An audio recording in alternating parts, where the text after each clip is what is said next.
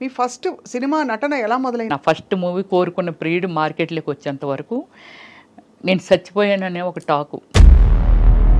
ఇండస్ట్రీలో రకరకాలు అంటారు కదా, ఇప్పుడు పరిచయం చేస్తామని తీసుకెళ్ళి మోసం చేసేవాళ్ళు ఉండరు. నచ్చి అడిగిన వాళ్ళు చాలా మంది ఉన్నారు. నన్ను పెద్దవాళ్ళు ఎవరైనా అంటే తెలుసు? చాలా పెద్ద పెద్ద వాళ్ళు, బ్రహ్మానందం గారు, బాబు మోహన్ గారు కూడా. రిసార్ట్ లాగా ఉన్నాయి అన్నమాట. అక్కడ తీసుకెళ్లారు. వీడు నన్ను అసలు వదలట్లేదు, వీడు లాగించేస్తున్నాడు. చాలా ఇది వింటేనే అసలు నాకు టెన్షన్ వచ్చేస్తుంది.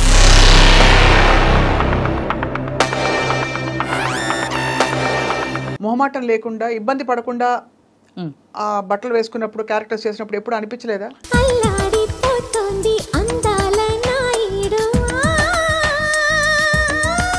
ఈరోజు మీరు చూస్తున్నారు చాలా ఈవెంట్స్కి ఒక హీరోయిన్ వెళ్ళాలంటే ఒంటి మీద బట్టలు కూడా లేకుండా వెళ్తున్నారు. అంటే ఇప్పుడు శ్రీరెడ్డి అనే ఒక వ్యక్తి ఉంది, ఆమె పర్సనల్ లైఫ్. అవునంతే, తను ఆమె ఎలా ఉండాలని డిజైన్ చేసుకుందో అందులో వెళ్ళిపోతుంది. నన్ను వాళ్ళు వేధించారు, వీళ్ళు వేధించారు, వీళ్ళు పడుకోమన్నారని. సినిమా ఫీల్డ్లో అంటే not only field, any place pressure ఉంటుంది. సెక్సువల్ ప్రెజర్ అవ్వ.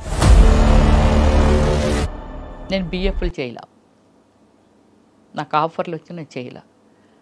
వచ్చాయా ఆఫర్లు? అయ్యో నేను చెయ్యను. లాయర్ని పెట్టి మరీ వాయించాను తెలుసండి, చాలా ఫోర్స్ ఉండేది నా మీద. లీడ్ క్యారెక్టర్స్ చేశారు కదా మీరు? ఎస్. అండ్ ఆ తర్వాత you shifted to character roles, లేకపోతే ఇలా supporting main roles, lead roles చేస్తూ కృష్ణ గారితో కూడా హీరోయిన్ చేశాను. ఎవరు నేననేసి మూవీ చేశాను.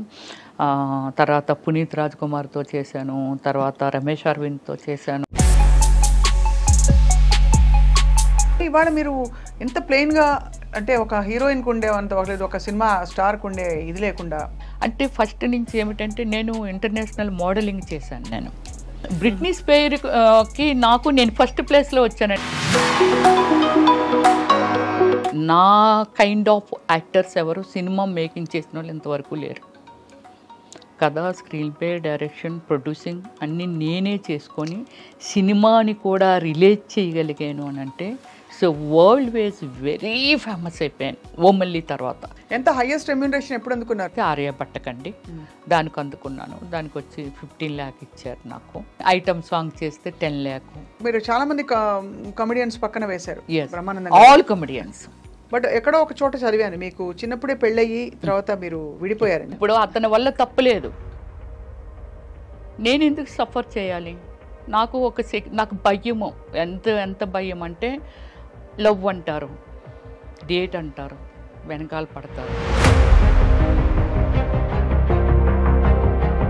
కానీ మీ మేనమావ గారా? అయ్యన్న పాత్రుడు మేనమావ గారు. నా ఓన్ బ్రదరే ఉన్నారు టీడీపీలో. మరి మీరు వైసీపీలోకి రావడం ఏంటి?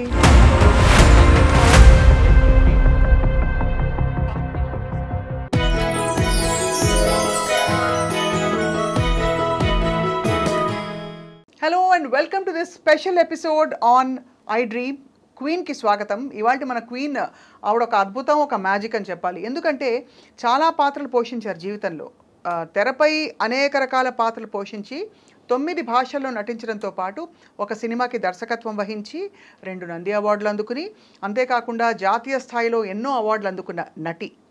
అంతేకాకుండా కామెడీ ట్రాక్కి కేర్ ఆఫ్ అడ్రస్గా మారిన నటి ఒక టైంలో. అండ్ మెయిన్ క్యారెక్టర్స్తో పాటు కామెడీ పాత్రలు చేస్తూ, అలాగే స్పెషల్ సాంగ్స్ చేస్తూ అనేక విధాల ఆవిడ విస్తరించారు. వీటన్నిటితో పాటు రాజకీయాల్లోకి అడుగుపెట్టారు. అండ్ వీళ్ళకి రాజకీయాల్లో ఈవిడికి చాలా దగ్గర బంధువులు, ఆరుతేర నాయకులు ఉన్నారంటే ఎవరు నమ్మరు. But she remains to be very humble and low profile. And let's meet the one and only Ramyasri garu. Ramyasri గారి జీవితంలో చాలా విషయాలు, అంటే ఇన్ని పనులు చేయడానికి ఎలా వచ్చిన టైము, స్ఫూర్తి, ఇప్పుడేం చేస్తారో కనుక్కుందాం. రమ్యశ్రీ గారు నమస్కారం, thank you very much. Doctor Ramyasri అని పరిచయం చేయాలి నేను. సో డాక్టర్ రమ్యశ్రీ గారు, డాక్టరేట్ ఎప్పుడు వచ్చిందండి మీకు? నాకు 6 years అయిందండి డాక్టరేట్ వచ్చి. సో మీరు నిత్యం అలా స్ఫూర్తి ప్రవాహంలా వెళ్ళిపోతున్నారు లైఫ్లో?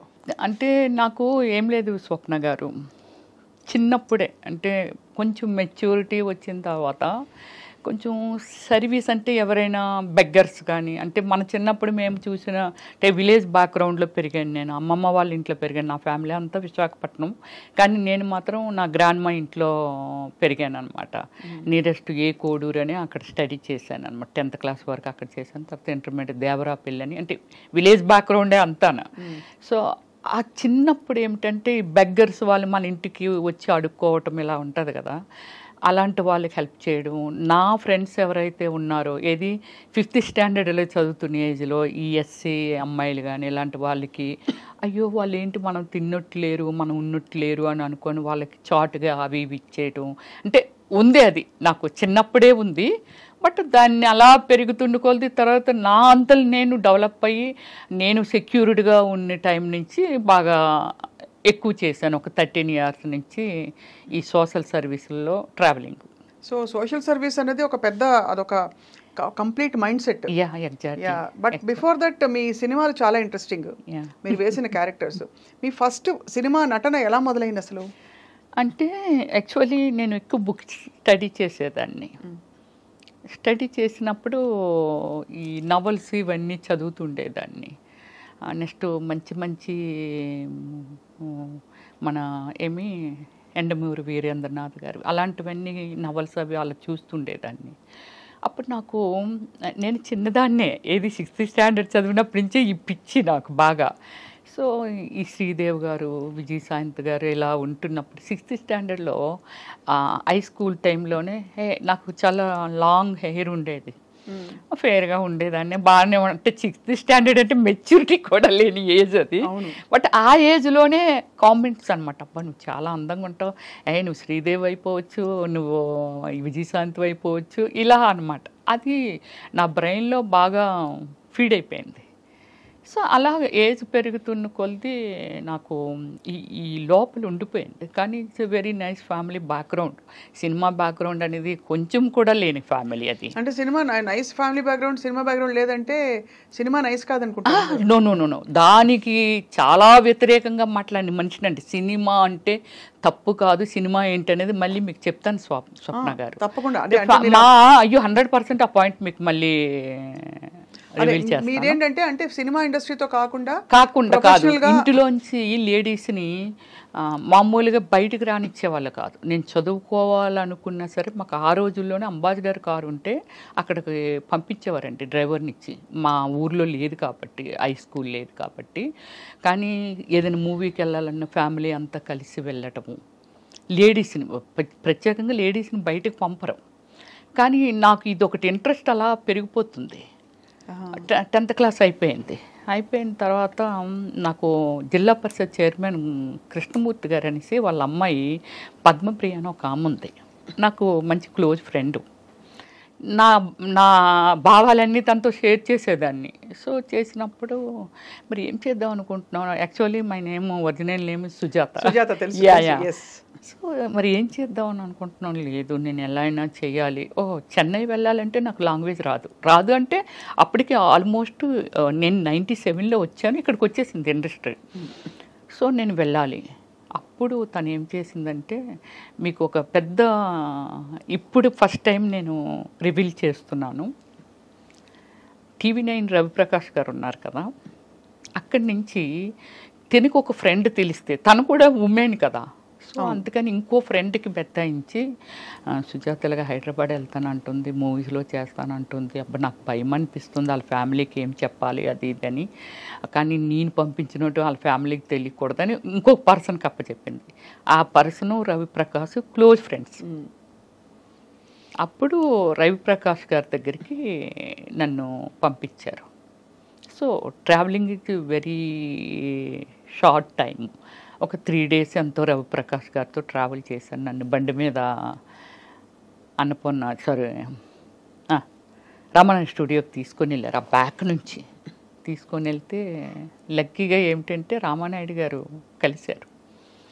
షూటింగ్ జరుగుతుంది, ఏదో తాత మనవడు సంథింగ్ ఏదో రిసీవ్ చేసుకున్నారు. ఇప్పటికీ రాజా ఉన్నాడు, రాజా తెలుసు, ఎగ్జిక్యూటివ్ మేనేజరు. సో రాజా లోపలికి ఆయన దగ్గరికి తీసుకెళ్తే, ఏమైనా డ్రామాలు అవి చేసావని అడిగారు రామానాయుడు గారు. అన్నిటికీ నాది ఏంటంటే వాయిస్ లేదు, ఇదే అన్నిట్లకి ఇదే. నీకు మాటలు వచ్చా అని అడిగారు, అన్నీ అడిగారు. ఫోటోలు ఉన్నాయి, కొన్ని ఫొటోస్ ఉన్నాయా? లేదు. ఎక్కడి నుంచి వచ్చావు? వైజాగ్ నుంచి. మీ పేరెంట్స్ ఏం చేస్తారు అని అడిగారు. సార్ మా అన్ని గోల్డ్ బిజినెస్లు అవి సార్, డాడీ కూడా పొలిటికల్ ఫార్మరు, ఇవన్నీ చెప్పాను. మంచి కుటుంబం నుంచి వచ్చావమ్మా, వెళ్ళిపో, నీకేం తెలియదు, ఫోటో లేవు, ఎక్కడ చెయ్యలేదు, డాన్స్ రాదంటున్నావు, ఏది రాదంటున్నావు కదా, వెళ్ళిపో అని. లేదు సార్ నేను వెళ్ళను సార్, వచ్చేసాను సార్. అప్పుడు ముప్పలేని శివ గారు తాజ్మహల్ సినిమా పెద్ద హిట్ ఇచ్చారు. ఆయన మన జర్నలిస్ట్ కాలనీలో వేరే మూవీ కాకినాడ ప్రొడ్యూసర్తో మూవీ స్టార్ట్ చేస్తున్నారు. నేను వెళ్ళేసరికి అలీ, అనంతో, వంశీ గారు ఫ్రెండు, వాళ్ళందరూ అక్కడ ఉన్నారు. నేను వెళ్ళేసరికి డైరెక్టర్ గారు లేరు. ఏంటమ్మా సినిమాలు చేయడానికి వచ్చామని కింద మీద చూస్తే వచ్చానన్న. నేను డైరెక్టర్ రమ్మన్నారా అన్నారు. రామానాయుడు గారు పంపించారు సార్ అని. నన్ను కొంచెం ఏమొచ్చు నీకు, ఏం చేస్తావు నువ్వు, ఎర్రబస్సు ఎక్కి వచ్చేసావా, ఇలా మాట్లాడేవాళ్ళు.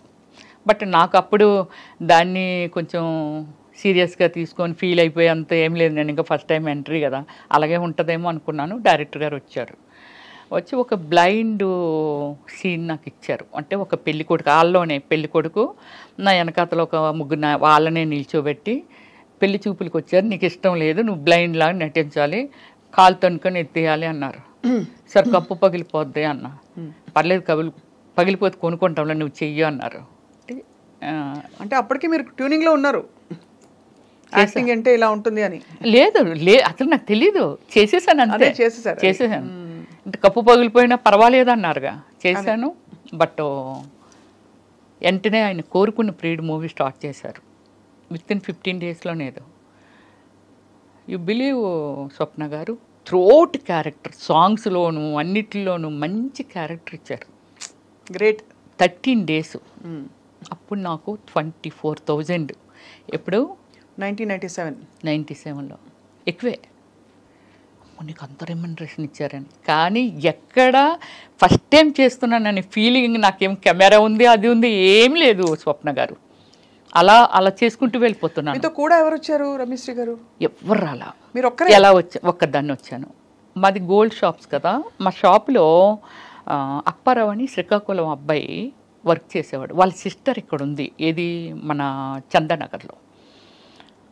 అక్కడికి వచ్చిన తర్వాత చూడండి, రవి తీసుకెళ్ళారు కదా, తీసుకెళ్ళి కొన్ని రోజులు మాట్లాడి అన్నీ చేసిన తర్వాత, అక్కడ మాట్లాడిన తర్వాత అబ్బాయి మా ఇంటికి, అంటే వీళ్ళు హైదరాబాద్ నుంచి శ్రీకాకుళం వచ్చి మా గోల్డ్ షాప్ గోల్డ్ కొనుక్కున్నందుకు వచ్చి మా ఇంటికి వచ్చారు. వాళ్ళ ట్రైన్ లేట్ నైట్. సరే భోంచేసి వెళ్ళిపోతారు, రమ్మనమ్మ అని చెప్పి భోజనానికి పిలిచారు. అప్పుడు వాళ్ళ దగ్గర నేను నెంబర్ కొట్టేశాను. ఏంటి? ల్యాండ్లైన్. సెల్లెలు లేవుగా అప్పుడు. అవును, అంతే కదా. ల్యాండ్లైన్ ఇచ్చారు. ఆ తర్వాత అన్నారు వాళ్ళ ఇంట్లో ఉండొచ్చు, నెంబర్ మారిపోవచ్చు, ఎంత డేట్తో వచ్చేసేవారు. రవి గారి దగ్గర నుంచి మళ్ళీ అక్కడికి వెళ్ళిపోయాను. ఆ నెంబర్ ఉందిగా, నెంబర్ కొడితే ఇక్కడమ్మ చందానగర్లో ఉన్నాం మేము, అయ్యో మీరు హైదరాబాద్ వచ్చారా ఏంటమ్మా, రా మా ఇంటికి రండి అని అది ఇదంటే అదే టైం అనుకొని వెళ్ళి వాళ్ళ ఇంట్లో మేబీ 15 డేస్ ఉన్నాను. ఈ మూవీ స్టార్ట్ అవుతుంది, నేను వెళ్ళడం అరోరా కాలనీ రోడ్ నెంబర్ 2లో అక్కడ హౌస్ తీసుకున్నాను. అదే నా ఫాదర్ 100%. ఇంట్లో వాళ్ళకి ఏం చెప్పారు? వచ్చి నన్ను తీసుకెళ్ళిపోవటానికి తర్వాత వాళ్ళు చెప్పారు. మరి నేను చెప్పాలిగా, అసలు నిజం చెప్పాలిగా. 15 డేస్ ఉన్నానుగా వాళ్ళ ఇంట్లో. అసలు విషయం చెప్పాను, ఇలాగిలాగా అంటే, అమ్మ అదేంటమ్మా అంత పని చేసావు, మంచి ఫ్యామిలీ, అలా చెప్పకుండా రావచ్చా. వాళ్ళు చెప్పింది నాకు అసలు లోపలికి వెళ్ళట్లేదు. నాకు ఇదొక్కటే కనిపిస్తుంది. సో అది నెక్స్ట్ నేను మంచి స్పోర్ట్స్ ఉమెన్ని, కబడ్డీ, ఖోఖో, రన్నింగ్, మంచి ప్రైజెస్ కూడా వచ్చాయి. బందర్ వరకు వచ్చాను నేను. ఇక్కడికి రాలేదు, కానీ మళ్ళీ చెన్నై వెళ్ళాను, ఇట్రాలా. సో అలాగేమిటంటే వాళ్ళ ఇంటి దగ్గర నుంచి మా పేరెంట్స్కి వాళ్ళు ఫోన్ చేశారు. చేస్తే మా ఫాదరు బ్రదర్ వచ్చి చాలా సీరియస్ అయ్యారు. ఏం చేశారు? మీకు చెప్పకుండానే వచ్చేసాను, మీరు తీసుకెళ్ళా మరలా వచ్చేస్తాను. ఇదే నా ఆన్సర్, ఇదే ఉంది వాళ్ళ దగ్గర. వాళ్ళు ఏం చెప్పినా ఏం చేసినా. అప్పటికి మీరు మేజరే కదా? అప్పుడెక్కడ మేచినప్పుడే 16 నా ఏజ్ అప్పటికి. 16 16 కాకపోతే బాగా బొద్దుగా ఉండేదాన్ని. అప్పట్లో హీరోయిన్లు అందరూ కొంచెం మెయిన్ క్యారెక్టర్స్ వాళ్ళు కూడా యంగ్ గా ఉండేవారు, లావుగా ఉండేదాన్ని. సో అప్పుడు డాడీ వాళ్ళు చెప్పినా ఏం చేసినా నేనైతే రాను అంటే అనకూడదు ఆ వాడు. మా అమ్మ ఎవరైనా అడిగినా చేసినా నా ఫస్ట్ మూవీ కోరుకున్న ప్రియుడు మార్కెట్లోకి వచ్చేంత వరకు నేను చచ్చిపోయాననే ఒక టాకు. రియల్లీ అంటే అంత ప్రెస్టేజింగ్గా ఫీల్ అయ్యారు. ఒక ఫ్యామిలీ నుంచి చేయకుండా వెళ్ళడము ఇదంతా అనేది. ఆడపిల్ల వెళ్తే కంగారు పడతారు కదండి. కానీ మిమ్మల్ని మీరు ఎలా సంభాళించుకున్నారు అప్పట్లో? అంటే ఇండస్ట్రీలో రకరకాలు అంటారు కదా, ఇప్పుడు పరిచయం చేస్తామని తీసుకెళ్ళి మోసం చేసే వాళ్ళు ఉండొచ్చు. ఇండస్ట్రీలో చాలా మంది ఇలాగా, అంటే ఇవన్నీ వినడమే మనం. అవును. కానీ అఫ్ కోర్స్ చాలా మంది గొప్ప నటీమణులు, గొప్ప సక్సెస్ఫుల్ అయిన ఆర్టిస్టులు 100 మంది ఉన్నారు, 1000 మంది ఉన్నారు. మీ ఎక్స్పీరియన్స్ ఏంటి రమ్యశ్రీ గారు? నేను స్వప్న గారు ఫస్ట్ నుంచి సమ్ లైక్ వెరీ లిమిటెడ్ ఉమెన్ని, ఇన్ని లాంగ్వేజెస్, ఒక 400 పైన మూవీసు, ఇన్ని చేసి ఇన్ని జాతీయ అవార్డులు, స్టేట్ అవార్డులు, is a dare and dash. నా కైండ్ ఆఫ్ యాక్టర్స్ ఎవరు సినిమా మేకింగ్ చేసిన వాళ్ళు ఇంతవరకు లేరు. కథ, స్క్రీన్ ప్లే, డైరెక్షన్, ప్రొడ్యూసింగ్ అన్నీ నేనే చేసుకొని సినిమాని కూడా రిలేట్ చేయగలిగాను అని అంటే so world wise very famous అయిపోయాను ఓమల్లి తర్వాత. అందరూ రవివర్మ పెయింటింగ్స్ అన్నారు కానీ నేనని ఎవరు అనలేదు. అమ్మాయి కాదు రవివర్మ పెయింటింగ్స్ అని. పెద్ద పెద్ద రాసి మూవీస్ నరసింహరావు గారు కానీ, రామానాయుడు గారు కానీ, పెద్ద వాళ్ళు అందరూ అన్నారండి. రాఘవేంద్రరావు గారు కూడా ఆ పోస్టర్లు చూసి అమ్మాయి కాదు పెయింటింగ్స్ అవి అని వాళ్ళంట. అంటే పబ్లిసిటీకి పెయింటింగ్ చేయించని అనుకున్నారు. అదే కానీ అంత సమర్థత ఉంది.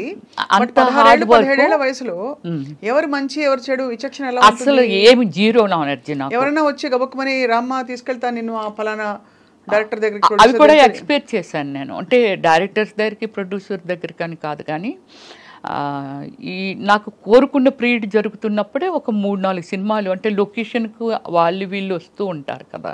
నా టార్గెట్ ఏంటంటే ఏదో అయిపోవాలి, పెద్ద స్టార్ అయిపోవాలని ఒక టార్గెట్ ఉంది. సో దానికోసం అంటే నాకు ఇంకేం కనిపించేది కాదు. చాలా సీరియస్గా ప్రతిదీ నేర్చేసుకోవటం. డ్యాన్స్ స్కూల్ ఎక్కడ ఉంటుంది, యాక్టింగ్ ఎక్కడ నేర్చుకోలేరు స్వప్న గారు. డ్యాన్స్ స్కూల్ ఎక్కడ ఉంటుంది, అద్దంలో నేనే చూసుకొని ఇలాగైతే ఎలా అందంగా ఉంటాను. Self makeup only Ramyakrishna and Ramyasri only. అప్పుడు అలాగైనా వాళ్ళు. సిల్క్ స్మిత కూడా ఫేస్ ఇచ్చి మేకప్ చేయించుకునేది, కానీ రమ్యకృష్ణ గారు సెల్ఫ్ మేకప్ చేసుకునే వాళ్ళంట. నేను మాత్రమే సెల్ఫ్ మేకప్ చేసుకునేదాన్ని. అంటే ఒక డెడికేషన్తో నాకేం కావాలనే దాని మీద ప్రయాణం చేశాను. కానీ ఒక్కసారి మాత్రము నాకు ఈ ఏమిటి అమీర్పేటలో ఒక బట్టల షాప్ ఉండేదండి. అది చాలా ఉన్నాయి, వెరీ ఫేమస్ అండి అది. అప్పట్లో వెరీ ఫేమస్ ఆ షాపు. దానికి యాడ్ చేయాలంటే వాళ్ళు బెంగళూరు నుంచి వచ్చారు. షాపర్ షాప్ యాడ్ చేయాలి వచ్చారు, పిలిచారు. అప్పుడు నాకు కారు ఉంది, అప్పుడప్పుడే కొనుక్కున్నాను జెన్ కారు. నాకు డ్రైవ్ రాదు అప్పుడు. సో మా కారు ఉంది రండి అని. నాకు ఈ ఏరియాస్ ఏవి తెలియవు హైదరాబాద్లో. వాళ్ళు తీసుకెళ్తున్నారు. ఇప్పుడు ఆ ఏరియా ఏమిటనేది నేను ఇప్పుడు చెప్పగలను. చందానగర్కి మన అమీర్పేటకి మధ్యలో ఉంటుందండి. అది ఏమిటో అక్కడ రిసార్ట్ లాగా ఉన్నాయన్నమాట. అక్కడ తీసుకెళ్ళారు. వాళ్ళు ఒక 10 మెంబర్స్ వచ్చారు, నేను ఒక్కదాన్నే. వెళ్ళి అవి ఇవన్నీ మాట్లాడుతున్నారు. వాళ్ళు డ్రింక్ ప్రిపేర్ చేశారు, నాకు అలవాట్లేదు. వాళ్ళు బీర్లు, అయ్యో మాకు అలవాట్లేదంటే మేము బీర్లు మాత్రమే తీసుకుంటాం, హార్డ్ డ్రింక్ అది తీసుకోము. బీర్లు అలా టైం అయింది. ఎంత అయింది? 9:30 అయింది. నన్ను డ్రాప్ చేసేయండి వెళ్ళిపోతాను అని అన్నా. ఉన్నట్టు మేడం పంపించేస్తామని 10 అయింది నైట్. పంపట్లా 10:45. అప్పుడు ఈ సెక్యూరిటీ డిపార్ట్మెంట్, పోలీస్ డిపార్ట్మెంట్ ఉంటుంది కదా, వాళ్ళు వచ్చారు. వస్తే నేను వాళ్ళతో చెప్పాను, సార్ నేను వెళ్ళిపోతాను అంటున్నాను అంటే, మరి వీళ్ళు మీకు తెలుసు అంటే, తెలుసు సార్, బెంగళూరు ప్రొడ్యూసర్స్ వీళ్ళు అని చెప్పాను నేను. సరే మరి వాళ్ళందరూ ఉన్నారు కదా, అయితే ఇంకా టైం అయిపోయింది వెళ్ళిపోండి అని అన్నారు. అంటే ఇంకొక 10 minutes కూర్చొని, ఎందుకంటే వాళ్ళు అక్కడే తిరుగుతున్నారు, పోలీసులు తీసుకెళ్తున్నారు. ఎర్రగడ్డ దాటిన తర్వాత ఫ్లైఓవర్ ఉంది చూసారా, ఆ ఫ్లైఓవర్ మీదకి వస్తున్నప్పుడు వాళ్ళు ఎందుకో మాటి మాటికి కారు దిగడం, బానెట్ ఎత్తడం ఇలా చేస్తుండేవాళ్ళు. సో ఏంటి వీళ్ళు ఎలా దిగుతున్నారు, ఇన్నిసార్లు దిగుతున్నారు, కారు రిపేర్ అయితే ఆగిపోద్ది కదా అనిపించేది నాకు. అక్కడికి వచ్చిన తర్వాత ఏమైందంటే, నన్ను అంటే ముందున ఒక ఆయన కూర్చున్నాడు, నా పక్కన ఇద్దరు కూర్చున్నారు, వేరే కారులో వెనకాల వస్తున్నారు. ముందుని ఒక కారు 10 మంది వాళ్ళు. సో కారు నా పక్కన కూర్చున్న ఆయన కొంచెం వల్గర్గా బిహేవ్ చేయడం మొదలుపెట్టాడు. అమ్మ బాబాయ్. వెనకన కూర్చొని నేను ఎప్పుడు అబ్జర్వ్ చేశానంటే, బానెట్ ఎత్తి కారులో ఏదో వాటర్ పోస్తున్నట్టు పోసి పక్క పంపేశాడు ఆ నీళ్ళు. రమ్య గారు, నాకు పేరు రామానాయుడు గారే పెట్టారు. రమ్యకృష్ణ, రవలి, రంభ వీళ్ళందరూ సక్సెస్ఫుల్ ఉమెన్స్ ఫిల్మ్ ఫీల్డ్లో. అందుకని 6 letter వచ్చేలాగా రమ్య అంటే మరి బోడుగా ఉంది. రమ్యకృష్ణ కూడా రమ్య అని అంటాము మేమందరమేని. ఏదైనా తోక తగిలిస్తే బాగుంటుందేమని చూచుకు అని చెప్పి శ్రీ పెట్టారు పక్కన రామానాయుడు గారు నాకు అప్పుడు. సో వెళ్ళి వీడు చాలా వల్గర్గా బిహేవ్ చేస్తున్నాడు, చాలా చాలా చాలా ఓవర్ అయిపోతుంది అది. అప్పుడు నేనేం చేశానంటే, నా సైడ్ డోర్ ఉంటుంది కదా, ఆ డోరు ఇలాగ ఓపెన్ చేసేటప్పటికి ఓపెన్ అయిపోతే ఈ కాలు ఇలాగ అడ్డు పెట్టి కిందకు దూకిటందుకే. మీరా? నేనే. వీడు నన్ను అసలు వదలట్లేదు, వీడు లాగించేస్తున్నాడు. ఈ కాలు అలాగే వెళ్తుందండి, కాలు చాలా వరకు అరిగిపోద్దా అని అనుకున్నాను. ఆ రోజు లక్కీగా ఏంటంటే షూ వేసుకున్నానంటే నేను, ఇలా తోసుకెళ్తుంది కాలు. ఎదురుగా సెకండ్ షో మూవీ వదిలితే ఫాదరు ఆ అబ్బాయి, అంటే చాలామంది వెళ్తున్నారు వస్తున్నారేమో, ఈ రూట్ గుండా వస్తూ ఉంటే అప్పుడు నా కాలు డోర్ ఓపెన్ అయ్యి కదా ఉంది, ఇటువైపు వస్తున్నారు వాళ్ళు, డోర్ ఓపెన్ అయ్యి ఉంది. ఎప్పుడైతే ఓపెన్ అయ్యి ఉండి నా కాలు ఉందో, ఆ పెద్ద ఆయన ఉన్నారు కదా, అమ్మ ఇది ఏదో ఏంటి ఆ కాలు డోర్ ఏదో డోర్ ఓపెన్ అయిపోయింది, డోర్ కాపాడండి అంటున్నాను నేను. అండ్ మీ పక్కన వాడు ఇబ్బంది పెడుతున్నాడు, ఇబ్బంది పెడుతున్నాడు. అంటే వీళ్ళు ఏం చేశారంటే, నా ముందు వెళ్ళిన కారు కొంచెం ముందుకెళ్ళిన తర్వాత యూటర్న్ తీసుకుంటే వాళ్ళు కథలు చెప్తున్నారు, ఏమండి ఇప్పుడు మీ ఇంటికి వెళ్ళట్లేదు, మా ఫ్రెండ్ ఒకడు ప్రాబ్లం పడ్డాడు, వాడి దగ్గరికి వెళ్ళి తర్వాత మీ ఇంటి దగ్గర దిగబెడతామండి అని ఇవన్నీ చెప్తున్నారు. మీకు తెలిసిపోతుంది? నాకు అర్థమైపోతుంది వాళ్ళు మాట్లాడుతున్న మాటలు. కారు అంటాడు, నీళ్ళేం పక్క నుంచి బానెట్ ఎత్తే గ్యాప్ ఉంటుంది కదండి, ఆ గ్యాప్లోంచి కనబడుతుంది, పక్కనే వేసేసాడు, బానెట్లో వేసాను, హీట్ ఎక్కిపోయింది అంటాడు, ఏదో చెప్పేస్తున్నారు. నాకు భయమేసి అలా చేస్తే, మీరు నమ్మరండి, గాడ్ లాగే ఆ అబ్బాయి ఆయన వాళ్ళ వెనకాతలు ఇంకోళ్ళు ఎవరో వస్తున్నారు. వీళ్ళు ఎప్పుడైతే కారు ముందుకు వచ్చి ఇలాగ ఆపారో, వెనకాల వచ్చిన వాళ్ళు కూడా పక్కన ఇలాగ ఆపారు. కారు స్పీడ్గా వచ్చి ఆపితే, ముందు అమ్మాయిని దింపండి అని అంటే, ఎవరమ్మా వాళ్ళు అన్నారు. సరే ఇలాగ నాకు ఒక యాడ్ ఇప్పిస్తామని చెప్పి నన్ను తీసుకొచ్చారండి. చాలా రోజులు నాతో ఫోన్లో మాట్లాడారు ఆ పెద్ద ఆయన. సో ఇది అప్పుడు నన్ను కిందకి దించి మొత్తం బాడీ ఎంత ఉడికిపోయి, బాడీ అంతా స్వెట్టింగ్ వచ్చేస్తుంది అనమాట. అప్పుడు ఆయన దగ్గరుండి బండి మీద అబ్బాయినేమో నువ్వు ఇలాగ వెళ్ళిపో అమ్మ, నేను దిగబెట్టి వచ్చేస్తాను ఆమెని అని చెప్పి నన్ను మా ఇంటి వరకు అరోరా కాలనీలో ఉండేదాన్ని నేను. చిన్నవారు అప్పుడు చాలా మీరు? ఏది చిన్నదాన్ని అన్నారు. అందము చందము లేని రోడ్డు అంటూ పోయిన పిల్లల్ని ఎవరిని వదలట్లేదమ్మా, ఇంత అందం ఉంది, ఇంత ఉంది, ఎవడు ఏది చెప్తాలని నమ్మేసి వచ్చేస్తావా, దేవుడు పంపినట్టుగా మేము ఏదో వస్తున్నాం కాబట్టి సరిపోయింది, లేకపోతే నీ లైఫ్ ఏంటమ్మా, తప్పు కదా, అలాగే ఎవరైనా రమ్మంటే అలాగే వెళ్ళిపోవచ్చు. That is first and last. అంతే, మీకు అలాంటి ఎక్స్పీరియన్స్? అంతే. చాలా ఇది వింటేనే అసలు నాకు టెన్షన్ వచ్చేస్తుంది. మీరు నమ్మరు, ఆ రోడ్డు మీద నిలబడలేకపోయాను, కిందకు వచ్చి చాలా దూరం నుంచి షూ మొత్తం అంతా అడుగునంత కచ్చగా అయిపోయింది. అదే, అంటే మీరు తప్పించుకోవడానికి ప్రయత్నించారు, వాళ్ళు ఏదో చేద్దామని ట్రై చేశారు. సో ఇది సినిమా అయిన తర్వాతే, కోరుకుంటూ ప్రీడ్ అయిపోయింది. తర్వాత ఆషాఢం పెళ్లి కొడుకు చేశాను, తర్వాత ఏవో ఇంకొక 2-3 సినిమాలు చేశాను. అలా మీకు పెరుగుతూ మీకు క్యారెక్టర్స్ ఏం వస్తున్నాయని లీడ్ క్యారెక్టర్స్ చేశారు కదా మీరు. అండ్ ఆ తర్వాత you shifted to character roles, లేకపోతే ఇలా సపోర్టింగ్ రోల్స్? నేను స్టార్టింగ్ నుంచి మిక్స్డ్ ఇవి చేశాను, మెయిన్ రోల్స్, లీడ్ రోల్ చేస్తూ కృష్ణ గారితో కూడా హీరోయిన్ చేశాను. ఎవరు నేననేసి మూవీ చేశాను. తర్వాత పునీత్ రాజ్ కుమార్తో చేశాను, తర్వాత రమేష్ అరవింద్తో చేశాను, అదే సూర్యతో విక్రమ్ గారితో చేశారు. విక్రమ్ గారితో చేశాను. అంటే నేను ఎలా అయిందంటే నాకు ఎవరు గాడ్ ఫాదర్ లేరు ఫిల్మ్ ఇండస్ట్రీలో. అందుకని చాలా ఆశ్చర్యం గారు, మీరు ఎలా నిలదొక్కున్నారు? గాడ్ ఫాదర్ లేరు. ఇంతవరకు ఎన్ని టైమ్స్ చెప్పినా బిలీవ్ చేయగలరా లేదనేది ఇంతవరకు కాంట్రవర్సీ లేదు నా లైఫ్. వెరీ డీసెంట్ అనమాట. ఎవ్వరూ మిమ్మల్ని ఏ టైంలో కూడా ఇబ్బంది పెట్టలేదు అయితే? లేదు. ఇలాంటి సిచ్యువేషన్ ఒకసారి ఎవడో సంథింగ్ అంటే ఇండస్ట్రీలోనే మీకు రకరకాల మనుషులు ఉంటారు కదా, చాలా గొప్పగా పెద్ద మనుషులు చాలా మంది ఉన్నారు. ప్రతి ఇండస్ట్రీలో ఉంటుంది. ఈ ఇండస్ట్రీలో ఏంటంటే కొంచెం రూల్స్ అవి రిలాక్స్డ్ గా ఉంటాయి కాబట్టి వాతావరణాలు కూడా అలా ఉంటాయి, లేట్ నైట్స్ ఉంటాయి. మరి అలాంటప్పుడు మీరు ఇబ్బంది పడకుండా రావడం అనేది చాలా పెద్ద. అంటే నేను ఫస్ట్ నుంచి ఒక టీంని మెయింటైన్ చేసేదాన్ని. తక్కువ టైంలో సాగర్ గారు డైరెక్టర్ గారు ఇప్పుడు మన ఈ లోకంలో లేరు. ఆయన నేను వసేనా మరదల మూవీ చేశాను, రామ్ సక్కనోడు సుమన్ గారితో చేశాను. అప్పుడు కన్నడలో ఆయనే నన్ను ఇంట్రడ్యూస్ చేశారు, అమర్ అక్బర్ అంతోని మూవీ అని. ఇంద్రజ నేను దానికి సుమన్ గారు కాదు, మన సాగర్ గారు డైరెక్టరు పరిచయం చేశారు. సో ఆ సినిమా తర్వాత అనుకోకుండా చాలా కన్నడలో నేను చేసిన మూవీస్ అన్నిటి అన్ని 100 days. కానీ ఇవాళ మీరు ఎంత ప్లెయిన్ గా, అంటే ఒక హీరోయిన్ కు ఉండే అంత ఒక సినిమా స్టార్ కు ఉండే ఇది లేకుండా హంగులు ఇంకేం చెప్పాలి, చాలా డౌన్ టు ఎర్త్ గా ఉన్నారు. సో ఏం లేదు స్వప్న గారు, అంటే కొంచెం పీస్ఫుల్గా ఎండ్ ఆఫ్ ద డే నన్ను నేను చూసుకుంటే నేను ఉండాలి అనే ఒక డ్రీమ్ ఉన్న గర్ల్ని నేను. చాలా పీస్ఫుల్గా ఉండాలి, డీసెంట్గా ఉండాలి. ఇప్పుడు ఒకటి మాట్లాడుతాను, నేను పొలిటికల్ లేక వచ్చాను అనుకుందాం. పొలిటికల్ లేక ఎందుకు వచ్చాను అంటే నాకు ఒక డ్రీము. అవును, ఏదైనా ఒకటి అచీవ్మెంట్ సాధించామనంటే దేనిలోనైనా సాధించవచ్చు.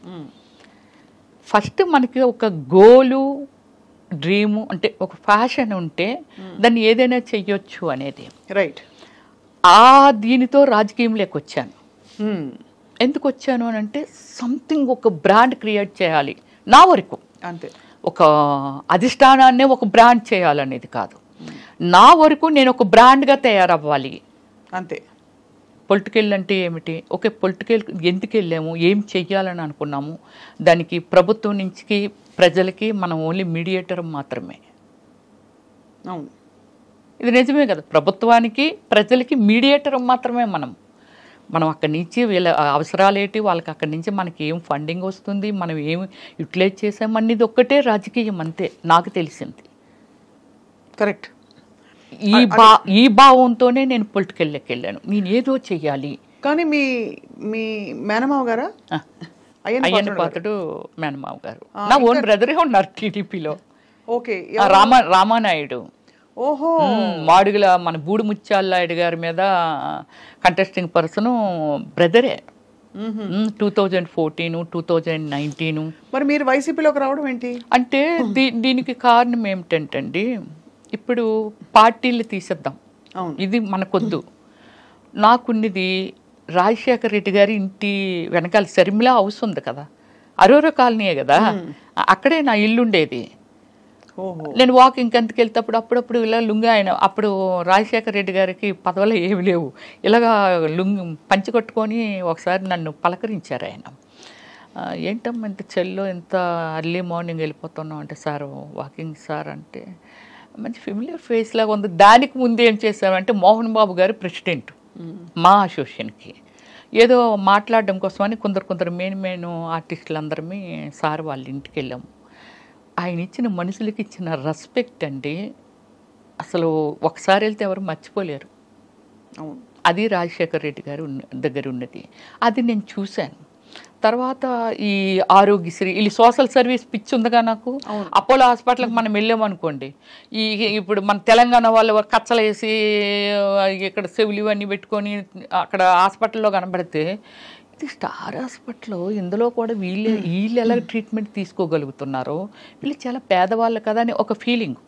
వాళ్ళ దగ్గర డైరెక్ట్ వెళ్ళి అడిగేయటమే, అవ్వా నువ్వు ఇలాగ వచ్చావు కదా, లేకపోతే ఇది ఇలాగా అంటే ఏ కైండ్ ఆఫ్ ఏజ్ ఉంటే వాళ్ళని అలాగా వరుసలు కలిపి మాట్లాడేదాన్ని నేను. మాట్లాడుతా మా ముసలోడు ఉన్నాడు, అమ్మ తండ్రి రాజశేఖర్ రెడ్డి గారు ఆరోగ్యశ్రీ ఇచ్చారు కదమ్మా, దానికని ఇక్కడ ఆపరేషన్ చేయించడానికి వచ్చాను. అలాగే నేను రికమెండేషన్లే గ్యాస్ట్రాలజీల దగ్గరికి వాళ్ళ దగ్గరికి, ఆ గ్యాస్ట్రాలజీగా నాకు తెలుసు, ఆశా సుబ్బలక్ష్మి గారు తెలుసు, నేను మాట్లాడతాను రామ్మని అలా తీసుకెళ్లేదాన్ని. అలాగే 108 మేము షూటింగ్కి వెళ్ళేవాళ్ళం కదా, రాజమండ్రిలో షూటింగ్ జరుగుతుంటే కుయ్యి కుయ్యి కుయ్యి కుయ్యమనికన్నా వెళ్ళిపోతుంది. నేను డైరెక్ట్ చూడటం అంతవరకు నేనేమీ వినలేదు.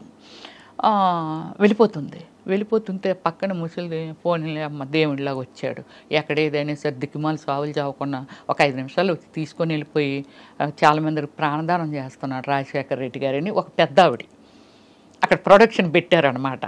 ఇడ్లీ మిగిలిపోతే ముందు రోజు వద్దమ్మ మేమే వండుకుంటాం అంటే, పర్లేదు తీసుకోండి బాగుంటాయి మా సినిమా వాళ్ళవే అలాగని చెప్పి ఆవిడ అంటుంటే విన్నానండి. అలా విన్ని దాని మీద ఒక ఇంప్రెషన్. దాని తర్వాత జగన్మోహన్ రెడ్డి అన్న ఈ పాదయాత్రలని అవని ఇవని నాకు సర్వీస్ చేయటానికి ఒక సోర్స్ దొరుకుతుంది ఇక్కడ. అయితే అంటే హార్డ్ వర్కరు, నేను హార్డ్ వర్కర్ని కాబట్టి డెఫినెట్లీ నాకు ఒక బేస్మెంట్ దొరుకుతుందని అనుకొని నేను వైఎస్ఆర్సీపీలోకి వెళ్ళడం. ఎప్పుడు ఇంట్లో మరి వారించలేదా వద్దని? ఎందుకు నేను అలాగా ఒకటి స్వప్న గారు, నేను డిసిషన్ మేకర్ని. అదే చిన్నప్పుడే అందరినీ కాదని నేనేమంటానంటే 10 మంది ఒపీనియన్స్ తీసుకుంటే రకరకాలు ఉంటాయి. మనకి ఏమి నచ్చింది అది గుడ్ ఆర్ బ్యాడ్ తీసుకుని కట్టుబడి ఉండాలి అంతే. నేను దాన్నే ఫాలో అవుతాను. అప్పటి నుంచి ఇప్పటి వరకు నేను అదే ఫాలో అవుతాను. అది నష్టమైన కష్టమైన. ఇప్పుడు నాకు ఒక 5 కోట్లు పోయింది అనుకుందాం, నేను ఎవరితో షేర్ చేయను. చాలా స్ట్రాంగ్ సోల్ మీరు.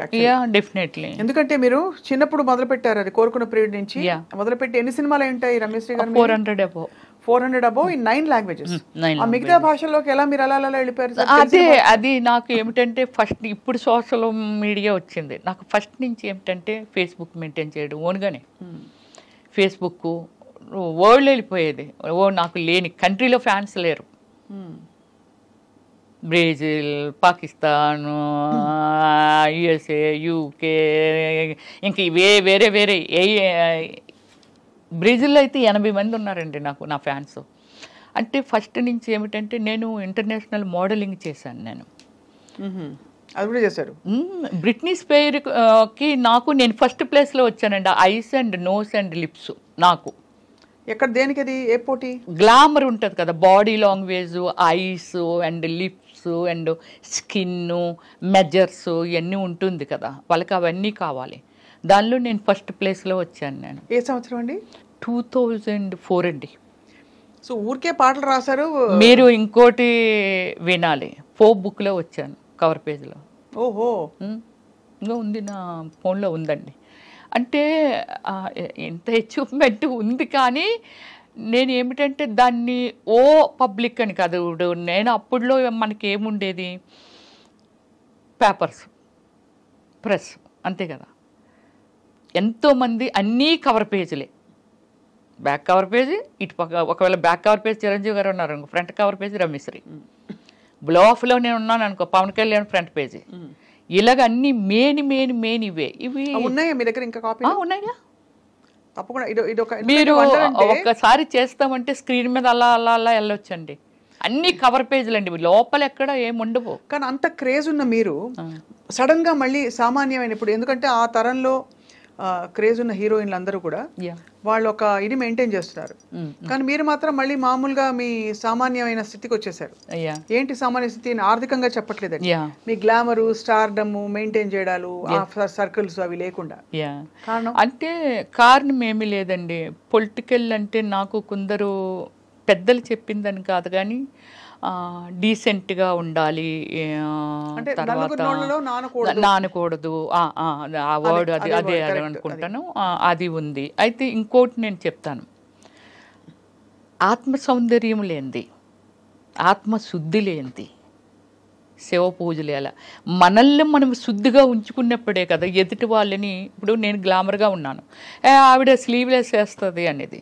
దీనికి ఎగ్జాంపుల్ మీకు చెప్తాను. యూఎస్ఏ ఒక ఈవెంట్కి వెళ్ళాము. ఈవెంట్కి వెళ్తే అట్లాంటాలో అప్పటికే ఎప్పటి నుంచో రమ్మిశ్రీ ఎందుకు అలాంటి బట్టలు వేసుకుంటుందని అంటుండేవాళ్ళంట. ఐ డోంట్ నో, నాకు అంటే అక్కడికి వెళ్ళాక కానీ ఆ మ్యాటర్ మనకు తెలియదు కదా. సో తర్వాత అంటుండేవాళ్ళంట, చాలామంది ఏమనేవాళ్ళంట, బట్టలది ఏముంది ఇక్కడ మనం వేసుకోవట్లేదా, మనం ఉండేది ఏ కల్చర్లో ఉన్నాం. ఇది దుబాయ్లో విన్నానండి, యుఎస్ఏలో విన్నాను ఈ వర్డ్స్, సేమ్ వర్డ్స్. ఎప్పటి నుంచో తీసుకొద్దామని అనుకుంటున్నారు కానీ ఆవిడ చాలా ఫాస్ట్ ఉంటుంది బట్టలు. ఎక్కడ ఫాస్ట్ ఉంటాను, స్క్రీన్ మీద. నేను వెళ్ళిన తర్వాత అక్కడ ఎలాగ మా వాళ్ళు ఒపీనియన్ అండి, అదండి ఇదండి, అబ్బాయి ఏమి డీసెంట్ ఉన్నారు రమ్య గారు మీరు అని అంటే, ఒక ఆయనండి, అందరివి ఉన్నాం డిన్నర్ చేస్తున్నాం, ఆయన అన్నారు, చీర కట్టిన ప్రతి ఆడది పతివ్రత కాదు,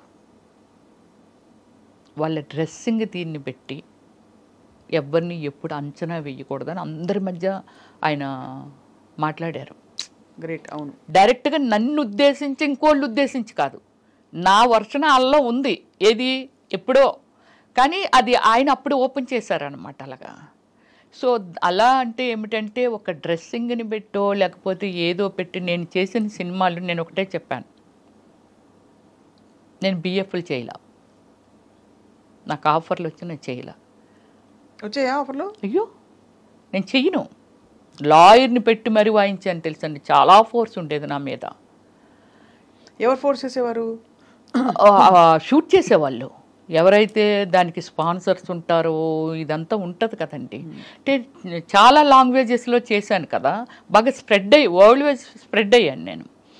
సో ఇలా నేను అవాయిడ్ చేస్తే నేను ఒకటే చెప్తాను, సినిమా ఎనీ ప్రొఫెషన్ దాన్ని మనం ఒక డాక్టర్ అవనియండి, లేకపోతే యాక్టర్ అవనియండి, ఇంజనీర్ అవనియండి, ఒక సివిల్ ఇంజనీర్ బిల్డింగ్ కట్టాలని అంటే అయ్యో ఎంతోమంది ట్రావెలింగ్ ఎన్నో ఇయర్స్ ఉండాలనేది తన మొత్తం అంతా తన టాలెంట్ అంతా పెట్టి చాలా నిజాయితీగా చెయ్యగలిగితేనే, లేకపోతే ఎందరో ప్రాణాలు పోతాయి.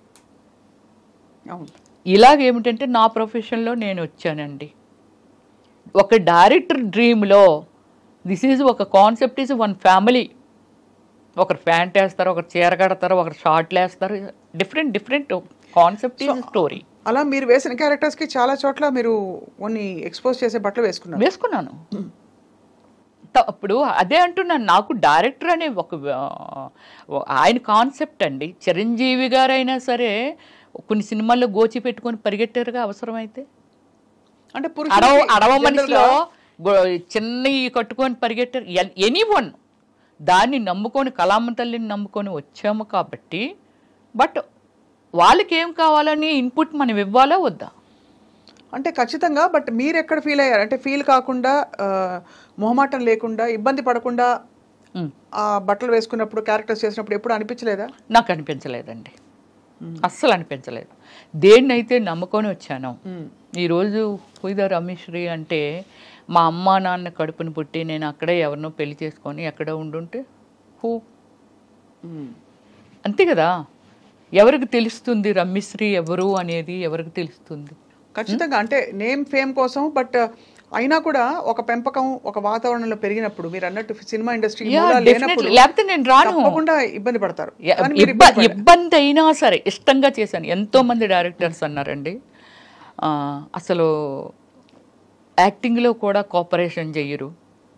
రమ్య గారు ఒక క్యారెక్టర్ మీకు ఎక్స్ప్లెయిన్ చేస్తే, అది సిల్క్ స్మిత్ అని మిమ్మల్ని చూసామండి. ఆ క్యారెక్టర్ని ఎలా మోడ్ చేసేసుకోవాలి, ఎలాంటి డ్రెస్సింగ్ వేసుకోవాలి, ఎలాంటి మేకప్ వేసుకోవాలి. మేకప్ సిల్క్ స్మిత్ అది ఓన్ కాదు, కానీ everything is my self only.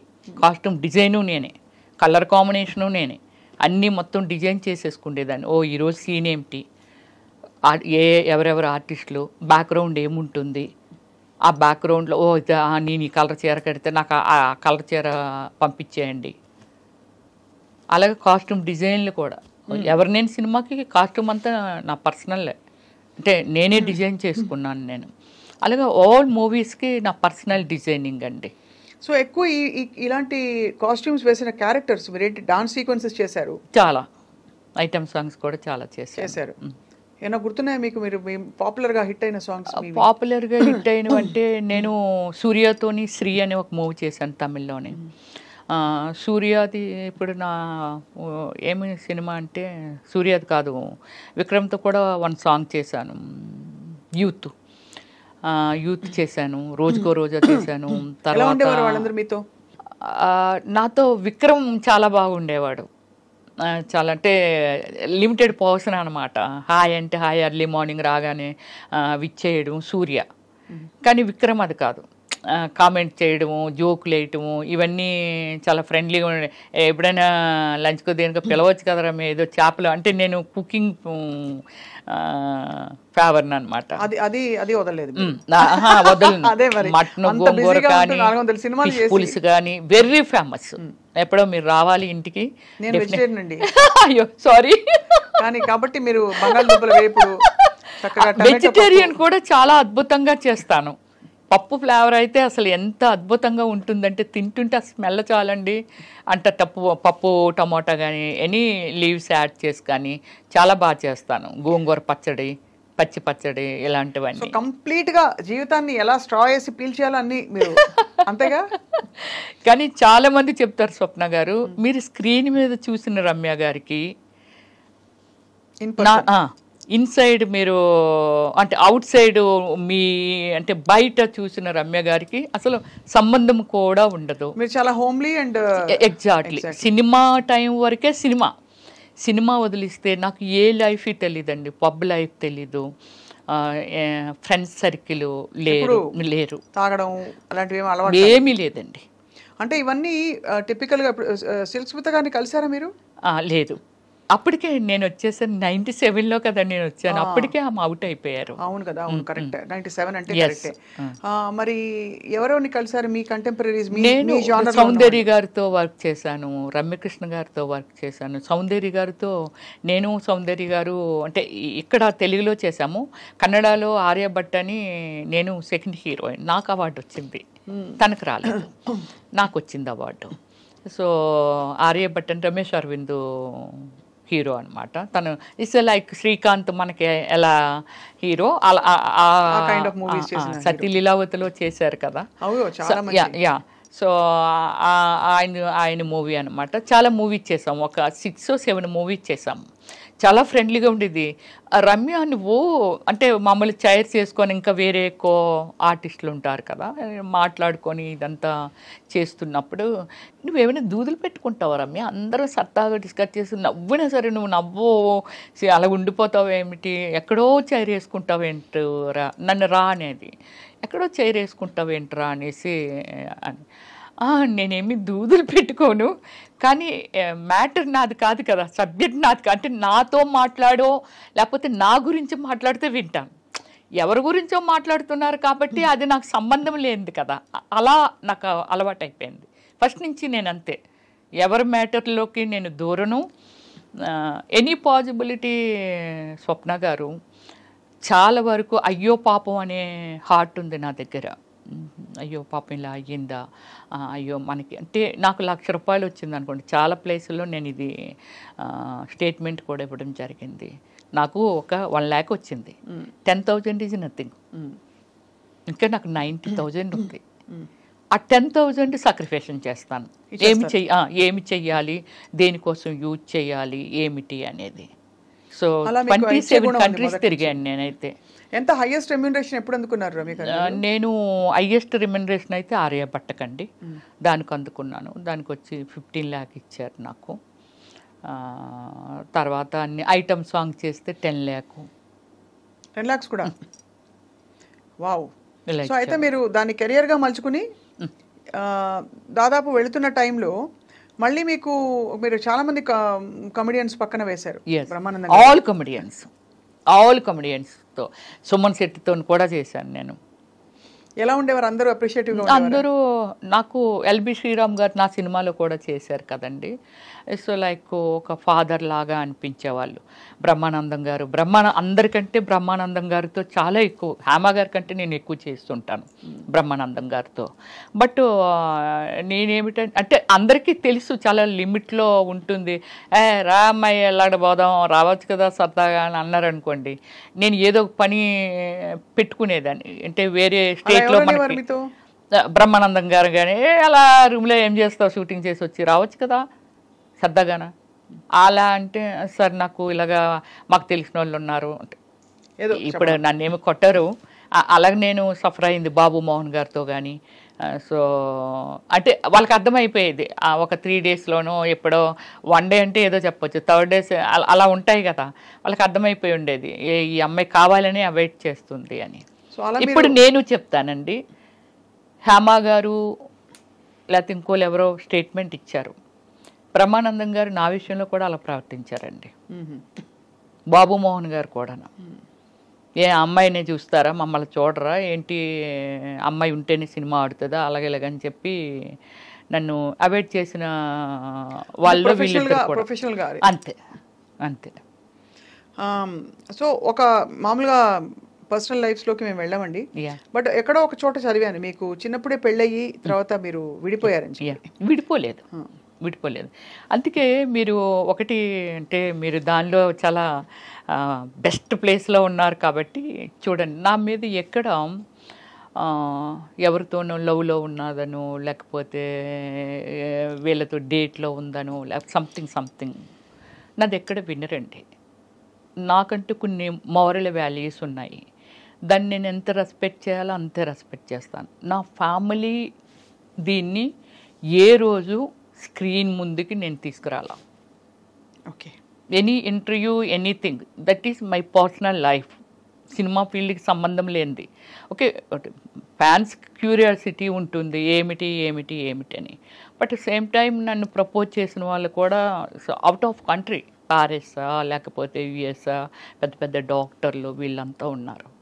నా పాలసీ ఎలా ఉంటుంది అంటే ఇంతకు మించి అయితే మనం తినలేము. హయ్యెస్ట్ లైఫ్ స్టైల్ అంటే ఇస్ గాడ్ ఇచ్చాడు, ఒక సిస్టమేటిక్గా నేను దాన్ని సెక్యూర్ చేశాను. ఇంకింతకు మించి ఒక బెంచ్ కారు ఎనీథింగ్ లోపల ఇవైతే అవే ఉంటాయి. ఒక లగ్జరీ చూసేసిన తర్వాత ఇంకే కారుకి వెళ్ళిపోయినా అదే ఉంటుంది. 150కి మించి పై వెళ్తే ఏ కారు అయినా అవుటే. నారాయణ గారు అబ్బాయి ఏమయ్యారు అనుకుందాం. అలాంటి చాలామందికి ఇది అవును. ఇంతకు మించి లైఫ్ ఏంటి, ఇంతకు మించి లైఫ్ లేదు కదా. నేనే ఒక సెక్యూర్డ్గా ఉన్నాను. ఓకే, నాకు డ్రైవర్ ఉంటాడు, 2 పనులు ఉంటారు, మంచి స్టేయింగ్ హోమ్ ఉంది, సో పోనీ ఇంకొక హోమ్ ఉంది, ఇంకేమిటి. అందుకని నాకు అంత అలా వెళ్ళిపోవాలి అని ఏం లేదు. నన్ను అందరికీ తెలుసు, లైఫ్ లైన్లో ఉండాలి. ఓకే, దానికి ట్విట్టర్ ఉంది, ఇన్స్టాగ్రామ్ ఉంది, ఫేస్బుక్ ఉంది. అప్పుడప్పుడు హాయ్ హౌ ఆర్ యు అని ఏదో విచ్చేస్తూ ఉంటాము. ఓ రమేశ్వరి గారు ఇప్పుడు ఇలా ఉన్నారు, ఇప్పుడు మీ ముందుకు వచ్చాను, సో ఇప్పుడు నేను కనిపిస్తాను అంటే ఇంతే తప్ప నేను అత్యాశకి వెళ్ళిపోనండి. అత్యాశ మీన్స్ అన్లిమిటెడ్ అనేది మనిషి పతనమే. అవును, మీరు ఫ్లైట్లో ఎంతసేపు ట్రావెల్ చేయండి, అమెరికా వెళ్ళి భూమి మీద ల్యాండ్ అవ్వాల్సిందే. ఆ పాలసీ ఉంది నా దగ్గర. అది చాలా మంచి పద్ధతి. మీరు అంటే ఫస్ట్ నుంచి ఎంత అండర్స్టాండింగ్ ఉంటే మీరు మిమ్మల్ని మీరు అంటే లీడ్ చేసుకోవడమే కాకుండా మీరు ఇన్ని రంగాలలో ఇంత మీ ప్రతిభను చూపించారు. అదే అంటే సో అయితే మీకు వివాహం అయిందండి? అయింది, చిన్నప్పుడే అయిపోయింది. 13 years ఏజ్కే మ్యారేజ్ అయిపోయింది. కాకపోతే నేను ఎక్కడ రివీల్ చేయలేదు అంతే, అంతకు మించి. ఇప్పుడు మీ వారు ఎక్కడ ఉన్నారు? ఎక్స్పైర్ అయ్యారు. ఒక 2 years బ్యాక్ ఎక్స్పైర్ అయ్యారు. Okay, yeah.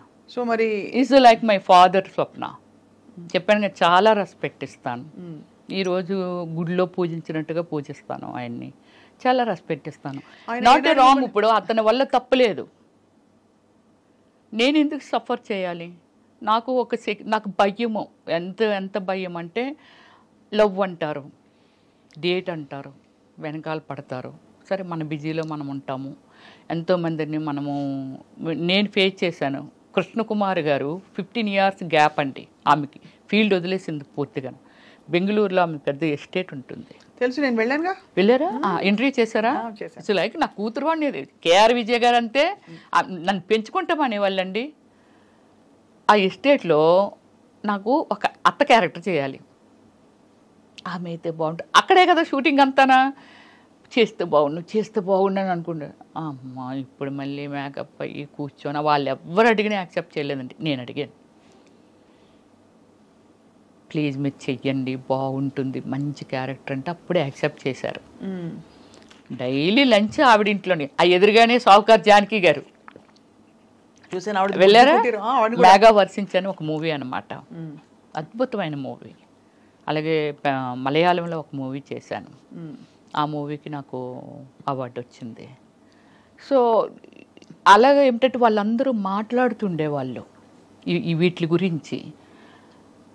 ఏంటో వస్తున్నారు, ఏదో అయిపోతున్నారు. అప్పుడు మన శశికళ గారు ఏదండి ఆమె కాంచనా గారు ఎందుకు అలా మాటల్లో వస్తూ అవతల వెనక వైపు మీరు స్విమ్మింగ్ పూల్ చూసారటు చూసాను. అక్కడ కుర్చీలు వేసుకొని కూర్చున్నాం.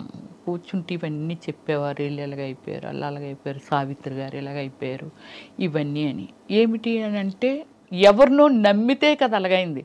ఆమెమో వాళ్ళ బ్రదర్స్ నమ్మి అలాగైపోయిందంట, ఏమేమో అతన్ని నమ్మి. అదొక్కటే మనకి బాగా ఫేమస్ కాబట్టి చేయలే. అలాంటి కొన్ని ల్యాక్స్ ఆఫ్ సిచ్యువేషన్స్ ఉంటాయి. చాలా కరెక్ట్గా చెప్పారు మీరు. అంటే కానీ ఆ వయసులో మీరు అంత తెలుసుకుని దాన్ని అమలుపరచడమే పెద్ద విషయం. అదే గ్రేట్. అదే గ్రేట్. ఎందుకంటే ఒకటి సరే, మీ వారితో మీకు అనుబంధం ఉన్నా, ఒక రెస్పెక్ట్ ఉన్నా, ఏమున్నా కూడా మీరు యాక్ట్ చేయడం ఆయన ఆపలేదు ఎప్పుడు. లేదు, నాకు ఎప్పుడు ఏది అభ్యంతరం చెప్పలేదు. అది గొప్ప విషయం. మీరు కూడా ఇండస్ట్రీకి వచ్చేసి టెంప్ట్ అయిపోయి ఇంకో దారిలోకి వెళ్ళిపోయి, అంటే నేను తప్పు రైట్ అని చెప్పట్లేదు, ఎవరి జీవితానికి వాళ్ళు బాధ్యులు. డెఫినెట్లీ ఇప్పుడు అంత గొప్ప నటీమణుల గురించి మనం మాట్లాడుకున్నప్పుడు వాళ్ళ జీవితం అయ్యో ఇలా అయిపోయిందని మీరు చెప్తున్నారే, అలా కాకుండా మిమ్మల్ని మీరు కాపాడుకోగలిగారు. Actually you don't need anybody in your life, ఫ్రాంక్గా చెప్పాలంటే. నేనే రాజు, నేనే మంత్రి అన్నీ. ఒకటి స్వప్న, నీ మనసులో ఉన్న అడగాలని అడగలేకపోతున్నావు ఏంటో నేనే ఓపెన్గా చెప్తున్నాను. సినిమా ఫీల్డ్లో అంటే not only field, any place pressure ఉంటుంది. Sexual pressure, whatever. House వైఫ్లకు కూడా ఉంటుంది. ఇష్టం అది, దాన్ని ఎవరు మీ అభ్యంతరం చెప్పడం లేదు. నాకు ఒక ఐటెం ఇలా కూర్చొని మాట్లాడుతున్నాను స్వప్న, నువ్వు నాకు నచ్చేయచ్చు, లేకపోతే వీళ్ళు చూస్తున్నాను చాలా ఐటమ్స్ ఉన్నాయి, అందులో ఏదో నాకు నచ్చొచ్చు, ఇది నా హార్ట్ స్పందన.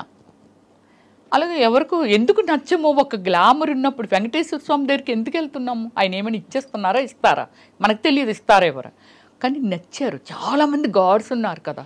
కానీ ఐహిక సుఖాలకి దైవిక సుఖాలకి, దైవిక ఆనందానికి తేడా ఉంది కదా. ఉంది.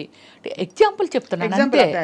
అలాగా మనకి ఏమిటంటే మనం నచ్చిన వాళ్ళు పాపం ఎంతో మంది ఉండొచ్చు, దాన్ని ఎక్స్పెక్ట్ చేయడంలో తప్పులేదు, కానీ బలవంతం పెట్టకూడదు. సినిమా ఫీల్డ్లో కలిసి వర్క్ చేస్తుంటారు. ఇప్పుడు 500 కోట్లు 1000 కోట్లు బడ్జెట్లు వచ్చేసాయి. 5 crores అనుకుందాం. 5 crores పెట్టి ఒక మూవీ మేకింగ్ చేసిన ఒక ప్రొడ్యూసర్ క్రమశిక్షణ ఉండదంటావా? ఒక డైరెక్టర్ తన సినిమా హిట్ అవ్వాలి, అదవ్వాలి, ఇదవ్వాలి అని ఎంత టెన్షన్లో తన క్రమశిక్షణ ఉండదంటారా? ఒక మనిషిని ఒక రిక్వెస్ట్ దానిలో పెట్టారు అని అంటే ఇష్టం అయ్యి, అంటే ఈ ట్రావెలింగ్లో ఏదో నచ్చింది. ఎందుకు రోడ్డు మీద నేను వెళ్తూ ఉంటాను కదా, నాకు డ్రైవ్ అంటే చాలా ఇష్టం, వెరీ స్పీడ్ డ్రైవర్ని నేను.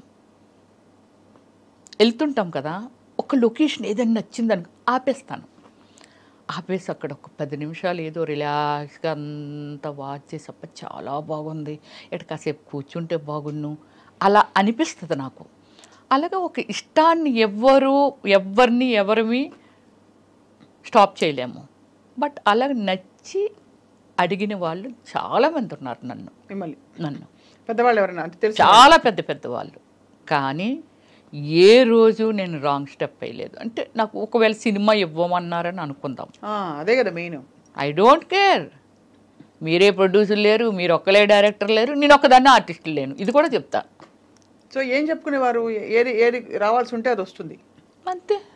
ఇప్పుడు మనం మార్కెట్లోకి వెళ్ళాము కదా, ఒక ఐటమ్ మార్కెట్లో పెట్టినప్పుడు ఒక్కలే వెళ్ళి చూసి వెళ్ళిపోరు కదా, ఇంకెంతోమంది వస్తుంటారు, ఎవరో ఒకరికి నచ్చి కొనుక్కుంటారు కదా.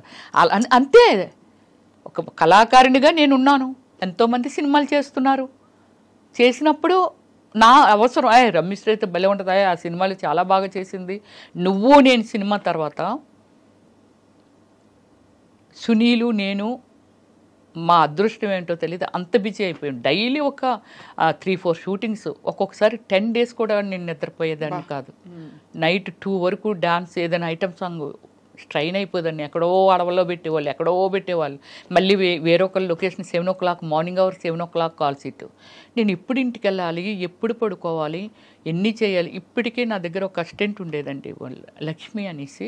ఇప్పటికీ మాట్లాడుతుంది. పిల్లలతో పెద్దోళ్ళు అయిపోయారు, ఇంటర్మీడియట్ ఏదో చదువుతున్నారు. 10 years ఉంది అమ్మాయి నా దగ్గర. అమ్మాయి కోవే సరళ, తర్వాత రజిత గారు, వీళ్ళందరూ ఏటా పిల్ల పిచ్చిదాన్ని ఉంది, అలాడదాన్ని పెట్టుకున్న అందంగా ఉండేదాన్ని పెట్టుకో అన్నారు. 10 years ఉందండి. Everything only that girl. అన్నీ చూసుకుని అన్నీ కామ్మాయే. ఎంతమంది సీమరాని ఇచ్చి మంది, సౌందర్య ఇచ్చి మంది, శకిల ఇచ్చి మంది అమ్మాయిని. మేము అమ్మాయి వేస్తుంది, మేము అంతకు 3 ఇంతలు 10 ఇంతలు ఇస్తాం వచ్చి అని అనేవారు. అంటే నాకు నిద్ర లేకపోయినా సరే అమ్మాయి మొత్తం అంతా మేనేజ్ చేసి 1 గంట పడుకుంటారు, మొత్తం అంతా బాత్రూంలో హీటర్ ఆన్ చేసేయడం, అది చేసేయడం, ఇది చేసేయడం, మేకప్ సామాన్ పెట్టేయడం. నెక్స్ట్ సినిమా ఏంటి, నా ఏం డ్రెస్ వేస్తాను, ఎలాగేస్తాను, దానికి షేడ్లు కూడా అమ్మాయికి వచ్చేసాయి. అంటే ఈ షేడ్ వేస్తారు మేడం గారు, ఈ కలర్ చీర కడతానన్నారని. అంత బ్యూటిఫుల్ వర్కర్ అండి. ఇప్పటికంతకే నేను మర్చిపోలేకపోయాను.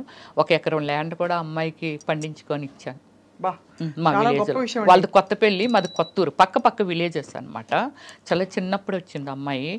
అమ్మాయిని నన్ను జైల్లో పెడతానని వారు, ఎంత చిన్నపిల్లని వర్క్ లేయడం మా మేడం పంచుకుంటుంది అనేది. అమ్మాయికి 1 acre కూడా ఇచ్చాను స్వప్న నేను. చాలా చాలా పెద్ద విషయం. అంటే మీరు ఇంత కనెక్ట్ అయ్యి అందరితో, మీరు ఒక్కొక్కరి గురించి మాట్లాడుతుంటే కూడా మీకు ఎంత కనెక్టెడ్గా వాళ్ళ జర్నీస్ మీతో కొనసాగాయి, మీ కోస్టార్స్ కావచ్చు. కానీ ఈ మొత్తం జీవితంలో మీరు యాక్చువల్లీ ఏం కోరుకున్నారు, అవన్నీ వచ్చేసాయి. What did you want? ఇప్పుడు ఇండస్ట్రీకి వచ్చినప్పుడు ఏమనుకుంటారు, పేరు రావాలి, నేను యాక్ట్ చేయాలి, 10 మంది నన్ను గుర్తుపట్టి మెచ్చుకోవాలి, ఇదే కదా, నాకు బోల్డ్ డబ్బులు ఉండాలి, ఇంతే కదా ఉంటాయి. ఇంకేమన్నా ఉంటాయా? అంటే నేను అనేది ఫర్ ఎగ్జాంపుల్ అవార్డ్స్ గెలుచుకోవాలి, అలాంటివి ఉంటాయి. అవి వచ్చాయి. మదర్ తెరెసా అవార్డు వచ్చింది for social service, of course. అది కాకుండా మీరు maximum number of languages 9 languages. 9 language. So Telugu, Tamil, Malayalam, Kannada, Oriya, Bhojpuri, Hindi, Punjabi, Bengali. అబ్బా, ఎంత గొప్ప లైఫ్. అది కూడా ఇంత షార్ట్ స్పాన్ లో. ఎగ్జాక్ట్లీ. అదే 7 నుంచి ఇప్పటి వరకే కదా ఏదైనా. అంతే. అంటే 26 years లో ఇప్పుడు యాక్ట్ చేస్తున్నారా? ఇప్పుడు అదే నేను పొలిటికల్లోకి వచ్చి చెప్పాను కదా, జగనన్నకి ఇష్టం లేదు సినిమాలంటే అని చెప్పి స్టాప్ చేయడం జరిగింది. బట్ ఇంట్రెస్ట్ ఉందా ఇంకా చేయాలని?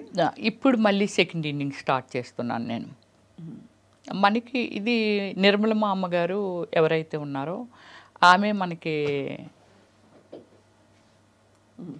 ఎవరికైనా సరే ఆమెనే ఎగ్జాంపుల్గా తీసుకోవాలి ఎవరైనా. ఎందుకంటే ఆ ఏజ్ వరకు, చనిపోయే మూమెంట్ వరకు ఆమె చేస్తూనే ఉంది. బట్ కళాకారులకి ఇప్పుడు పొలిటికల్ ఆల్సో. సో అయితే కానీ మీరు ఈ క్రమంలో రమేష్ శ్రీ గారు, మీరు వాళ్ళ అందరు యాక్టర్స్ గురించి వినేవాళ్ళు కదా, అంటే వాళ్ళ లైఫ్స్ ఇలాగా, వాళ్ళ లైఫ్ అప్పుడు ఏమనిపించేది? రాంగ్ డెసిషన్స్ తీసుకున్నారు. ఖచ్చితంగా అండి. నేను నా మీలాంటి మీడియా మిత్రులుగా ఉండా కూడా నేను చాలా మందికి, ఎందుకంటే ఇంటర్వ్యూస్ అని ఇండియా గ్రిల్స్ అనేది ఒకటి ఉండేది, ఇప్పుడు ఉందో లేదో నాకు ఐడియా లేదు. ఇండియా గ్రిల్స్ ఎప్పటి నుంచో మొదలు పెట్టేశాను. నాకు అంటే క్యూ కట్టేవాళ్ళు ఇంటర్వ్యూస్కి. ఆ హీరోయిన్లు కూడా వచ్చేవి కాదు ఇంటర్వ్యూస్, అవిని అన్ని ఇంటర్వ్యూ చేసేసేదాన్ని నేను. మీరు ఏం చెప్తారు కొత్తగా వచ్చిన ఆర్టిస్టులకి అంటే, సో కొత్తగా వచ్చిన ఆర్టిస్టులకి ఎవరికైనా సరే ఇప్పుడు వాళ్ళకి ఏం గోల్ ఉంది, ఇప్పుడు ఎంతమంది లైఫ్ని సీరియల్స్లో చేసి ఏదో 1-2 సీరియల్స్ చేసి తర్వాత వాళ్ళ లైఫ్ ఏమైపోతుంది, వాళ్ళు ఏమైపోతున్నారు ఏమిటి, చాలా ఫాస్ట్ థింకింగ్. వచ్చామా, ఒక కారు కొన్నామా, ఒక అపార్ట్మెంట్, దట్స్ ఇట్. దీని తర్వాత ఏమిటి నెక్స్ట్, వాళ్ళు ఎందులోకో వెళ్ళిపోయి వాళ్ళ కెరియర్ స్మాల్ చేసుకొని, అంటే లాంగ్ టైం ట్రావెలింగ్ ఉండడం వల్ల ఎక్స్టెండ్ అవుతాం, అంతే కదా. అవును, అంతే కదా. సో అది కోల్పోతున్నారు చాలామంది. లవ్ చేయడం తప్పని కదా. ఒకటి నేను అప్పుడే చెప్పుంటాను నేను, రమ్య గారు మీ వెంట ఎంతమంది పడి ఉంటారు, ఎవరు అక్కర్లేదండి. ఆశా సుబ్బలక్ష్మి గారని వెరీ ఫేమస్ గ్యాస్ట్రాలజీ. ఒకరోజు నేను అపోలోలో రాఘవ దత్తా గారు అనేసి ఆయన దగ్గరికి, నేనే డాక్టర్ అంటారు అందరూ, నేనే ఎదురు చెప్తూ ఉంటాను అన్నీని. ఎవ్రీ 6 monthsకి హెల్త్ చెకప్ చేయించుకుంటాను. చేయించుకొని ఇంకా ఎక్స్ట్రా హెల్త్ చెకప్లో ఏవి రాలేదనేది నేను గూగుల్లో సెర్చ్ చేసి మళ్ళీ పర్సనల్గా వెళ్ళి చేయించేసుకుంటూ ఉంటాను. అమ్మ నీకు ఇక్కడ ఒక విగ్రహం కట్టాలి అపోలో హాస్పిటల్ ముందుని. ఎంత సెన్సిటివ్ ఏంటి రమ్య, మా వాళ్ళకి అందరికీ లేకపోతే నీకు ఒక పేపర్ ఇచ్చి ఎక్స్ప్లెయినర్లుగా మార్చాలి నిన్ను అక్కడ ముందు కూర్చోబెట్టి అని చెప్తూ ఉంటారు అక్కడ సిఇఓ గారు కానీ ఎవరైనా సరే. వెళ్ళిపోతున్నాను, ఆశా సుబ్బలక్ష్మి గారు వెళ్తున్నారు. రమ్య గారు మీరు ఎంత అందంగా ఉంటారు కదండి, మీ వెనకాతలు ఎవరు పడరా అని అడిగింది. ఇలా రెక్క పట్టుకొని లాగింది, నేను చూడలేదు అంటే సీరియస్గా వెళ్ళిపోతూ ఉంటాను అనమాట. సో ఇలా రెక్క పట్టుకొని ఇలా లాగింది. ఏమండి ఇంత బాగుంటారు, అసలు మీ వెనకాతలు ఎవరు పడరా అని అడిగింది. ఏంటండి ఈ వీధిలో ఎవరు పడితే అలా పడిపోతారా డాక్టర్ గారు అని అంటే, లేదండి నాకే అనిపిస్తుంది మిమ్మల్ని చూస్తూ ఉంటే. Very lovely. ఆవిడకి ఒకే డాటర్ అనమాట. సో అప్పటికి ఇంకా కిడ్ అమ్మాయి 6 years ఓల్డ్ అనమాట. సో అలాగే ఏమిటంటే చాలా ప్రౌడ్గా ఫీల్ అవుతాను అంతే, అంతకు మించి ఏమి వెళ్ళను ఎక్స్ట్రా. చాలా ప్రౌడ్గా ఫీల్ అవుతాను. ఎవరైనా నేను వెళ్ళిపోతుంటే నన్ను ఎవరైనా చూశారు, వాడు చూస్తాడు అనుకుంటాను, చూస్తాడు, అది చూడడంలో గ్రేట్గా ఫీల్ అవుతాను. మళ్ళీ వేరే సెకండ్ థాట్ ఏమీ ఉండదు నాకు. అంతే చూడడంలో గ్రేట్గా ఫీల్ అవుతాను. బాగుంది, చాలా ఆనందం ఉంది. ఇంకొక విశేషం ఏంటంటే మీరు 9 భాషల్లో నటించి ఇంత తిరిగేసి అంతా చేశారు, కానీ మీ ఊరి భాష ఎక్కడ పోలేదు. లేదు, ఉత్తరాంధ్ర భాష ఇది కూడా మీకు చెప్పాలి. ఎంతమంది అడిగారు తెలిసిన, ఏంట్రా మీ స్లాంగ్ మార్చవేంటి, ఎందుకు స్లాంగ్? నేనన్నా ఎందుకు మార్చాలి అన్నా, తల్లిని మార్చినట్టుగానే కదా. అవును, మీ ఊరి భాష, మీరు పుట్టి పెరిగిన వాతావరణము, దీన్ని ఎందుకు మార్చాలి అంటాను నేను. ఎందుకు మార్చను నేను అనేదాన్ని. చాలా మొండిగా, నీ రూపం చూస్తే నువ్వు చూస్తే అసలు నీకు తెలుగు వచ్చా, ఎక్కడో నార్తమ్మా ఇవి ఇలా అనుకుంటాము. అంటే చాలా ఉంది, మీకు తెలుగు వచ్చా మేడం అని అడుగుతారు. బట్ నేను మాట్లాడేది స్వచ్ఛమైన తెలుగు, మా లాంగ్వేజ్. అదే మీ లాంగ్వేజ్. శ్రీకాకుళం యాడ్ అవుతుంది, శ్రీకాకుళం భాష బాగా వినిపిస్తుంది, యాడ్ అవుతుంది. అలాగే విజయనగరం, బొబ్బులి, విజయనగరము, ఇలా అన్ని విజయనగరం అని పేరు పలుకుతాం. విజయనగరం అనేసరికి తెలిసిపోయింది. అది ఆ స్లాంగ్ నేను వదలను, నాకు నచ్చదు. ఇప్పుడు మీ వాళ్ళంతా అక్కడే ఉన్నారా? అంత అక్కడే ఉన్నారు, నేను ఒక్కదాన్ని. మీరు ఎంతమంది అక్క చెల్లెళ్ళు రమేష్? Brothers sisters 6 members. మాది అంతే, మాకు తెలిసినప్పటి నుంచి మాదంతా సెటిల్ ఇన్ విశాఖపట్నము. సో నా బ్యాక్గ్రౌండ్ అంటే నేను పెరిగిందంతా చెప్పాను కదా, అమ్మమ్మ వాళ్ళ ఊర్లో పెరిగాను. సో అందువల్ల ఏమిటంటే నేను 10th class అయిపోయిన తర్వాత సిటీకి వచ్చాను నేను. సో అది అయిపోయిన తర్వాత కొన్నాళ్ళు అంటే ఇంటర్మీడియట్ డిస్కంటిన్యూ చేశాను, చాలా ప్లేస్లో చెప్పాను కూడా, ఇటు వచ్చాను. మీ డాక్టరేటే వచ్చేసింది కదా? వచ్చింది. అదే కాబట్టి అన్నిటిని మించిపోయిన ఆ చదువు అది అందుకేనండి వెరీ ప్రౌడ్గా ఫీల్ అవుతాను. ఇంకేముంది సాధించటానికి ఈ లైఫ్లో అనేది, ఒక పొలిటికల్లే నేను ఎమ్మెల్యే అనిపించుకోవాలి అనేది ఒకటి నాకు టార్గెట్ ఉంది. ఎమ్మెల్యే అనిపించుకోవాలి. నేను ఇచ్చిన సర్వీసు అంటే మనం ఒకటి చెప్తామండి, విగ్రహాలుగా ఒక ఎన్టీఆర్ గారు, రాజశేఖర్ రెడ్డి గారు, లేకపోతే ఎంతోమంది అల్లూరి సీతారామరాజు గారా, లేకపోతే గాంధీ తాత గారా, లేకపోతే ఇలా ఉన్నారు. నా రేంజ్కి ఏది ఇచ్చినా ఆ రేంజ్లో నేను నిలబడాలనేది నాకు ఒకటి ఉంది. అని మీకు ఏది ఇచ్చినా మీరు దానిలో బెస్ట్ చేయాలని, ది బెస్ట్ చేయాలనేదే నా కోరిక అనమాట. అది. సో రమేష్ గారు, ఇన్ని మన డీప్ విషయాలు మాట్లాడాం. ఎన్ని డ్రెస్సులు, ఎన్ని చీరలు ఉంటాయండి మీకు? నాకు సారీస్ అంటే ఒక 1000 above ఉంటాయి. అంటే చాలాన్ని కట్టకుండానే చాలామందికి సూట్ కేసులతో ఇచ్చేస్తూ ఉంటాను. ఎందుకలా? నాకు ఇంకా కట్టే అవసరం రాదు, చాలా కాలం అయిపోతుంది. మా పెద్దొదిన గారు ఎవ్రీ ఇయర్ చీర పెడతారు. అది ఆ చీరలు నేను ఎప్పుడైనా టచ్ చేశానో లేదో కూడా నాకు తెలియదు. అలాగే నేను కూడా కొనేస్తాను పిచ్చిగా. అవి నేను కట్టే అవకాశం రావట్లేదు నాకు. డ్రెస్లే వస్తారు, ఎక్కువ డ్రెస్సులే. కానీ కట్టే అవకాశం వచ్చినా ఎలాంటివి కడతాం మనము, ఏదైనా డిజైనింగ్ వేరు కడతాము, ఎక్కడికి వెళ్ళినప్పుడు కడతాము, ఏదో పార్టీ వేరు వెళ్ళినప్పుడు కలుస్తాం, ఏదో ఒక ఫంక్షన్ ఉంది లేకపోతే ఒక ఆడియో ఫంక్షన్, అక్కడ కట్టింది మళ్ళీ ఇంకోసారి కట్టము. ఇవన్నీ ఏం చేస్తాను, ఎవరైనా గిఫ్ట్లు ఇచ్చినవి ఉంటాయి, దేనికైనా పిలిచినప్పుడు కానీ ఇవన్నీ గిఫ్ట్లు ఇచ్చినప్పుడు ఏం చేస్తానంటే అవి తీసుకుంటాను. పోచనపల్లి వెళ్ళాం, అక్కడ ఏవో చీరలు ఇస్తారు, ఒక 3-4 ఇది చాలా బాగుంటాయండి కలర్ అనేసి. ఎవరైనా వాళ్ళ ఇంటికి పిలిస్తే వెళ్ళామనుకోండి, వాళ్ళు చీర పెడతారు. ఇవన్నీ ఏం చేస్తానంటే ఒక 3 ఏళ్ళలో ఎన్నేళ్ళు చూసుకుంటూ ఉంటాను, ఇవి పెరిగిపోతూ ఉంటాయి. సో దానికోసమని ఏం చేస్తానంటే ఎవరికైనా సూట్ కేసులకి ఎత్తి మా సిస్టర్స్ ఇంకా పక్కోలో లేకపోతే ఆలో వీళ్ళు ఈ మేనకమ్మకి 4 చీరలు ఇచ్చి, లేకపోతే వీడికి మా సిస్టర్ వాళ్ళ ఇంట్లో పని చేసిన వాళ్ళకి ఇలా పంచుతూ ఉంటాను. ఒక 4 వేసి 5 వేసి చీరలు. రెగ్యులర్ షాపింగ్ హెల్దీ చేస్తారా? రెగ్యులర్ షాపింగ్ హెల్దీగా భోజనం చేస్తారా? అర్లీ అంటే అది నాదంతా పెద్ద సిస్టమ్ అండి. ఒక 2 hours సెటిల్ ఆడతాను. వన్ డే అంటే ఈరోజు సెటిల్ ఆడాను అనుకోండి, రేపు సెటిల్ ఆడను. స్విమ్ చేస్తాను, జిమ్కి వెళ్తాను. జిమ్కి వెళ్ళి మీకు ఒక పెద్ద ఇది చెప్పాలి. జిమ్కి వెళ్తాను కదా, చిరంజీవి గారు, రామచరణ్ గారు, ఉపాసన అందరూ దానికి, విష్ణు అందరూ ఆ జిమ్కి ఉపాసన పెట్టింది మా ఇంటి దగ్గరే. జిమ్కి వెళ్తే చిరంజీవి గారు ఒకసారి నన్ను అడిగారు, అంటే ఎర్లీ మార్నింగ్ ఏమైనా జిన్ను కొట్టేసి వచ్చేస్తావాట అందరూ అంటున్నారు, మంచి స్టామినా సార్, అన్నిటిలోకి దూరిపోతుంది ఇవిడి. యోగా, జంబా, ఏరోబిక్స్, ఫిట్నెస్ మొత్తం అన్ని, మళ్ళీ స్విమ్మింగ్కి వెళ్ళిపోతాను.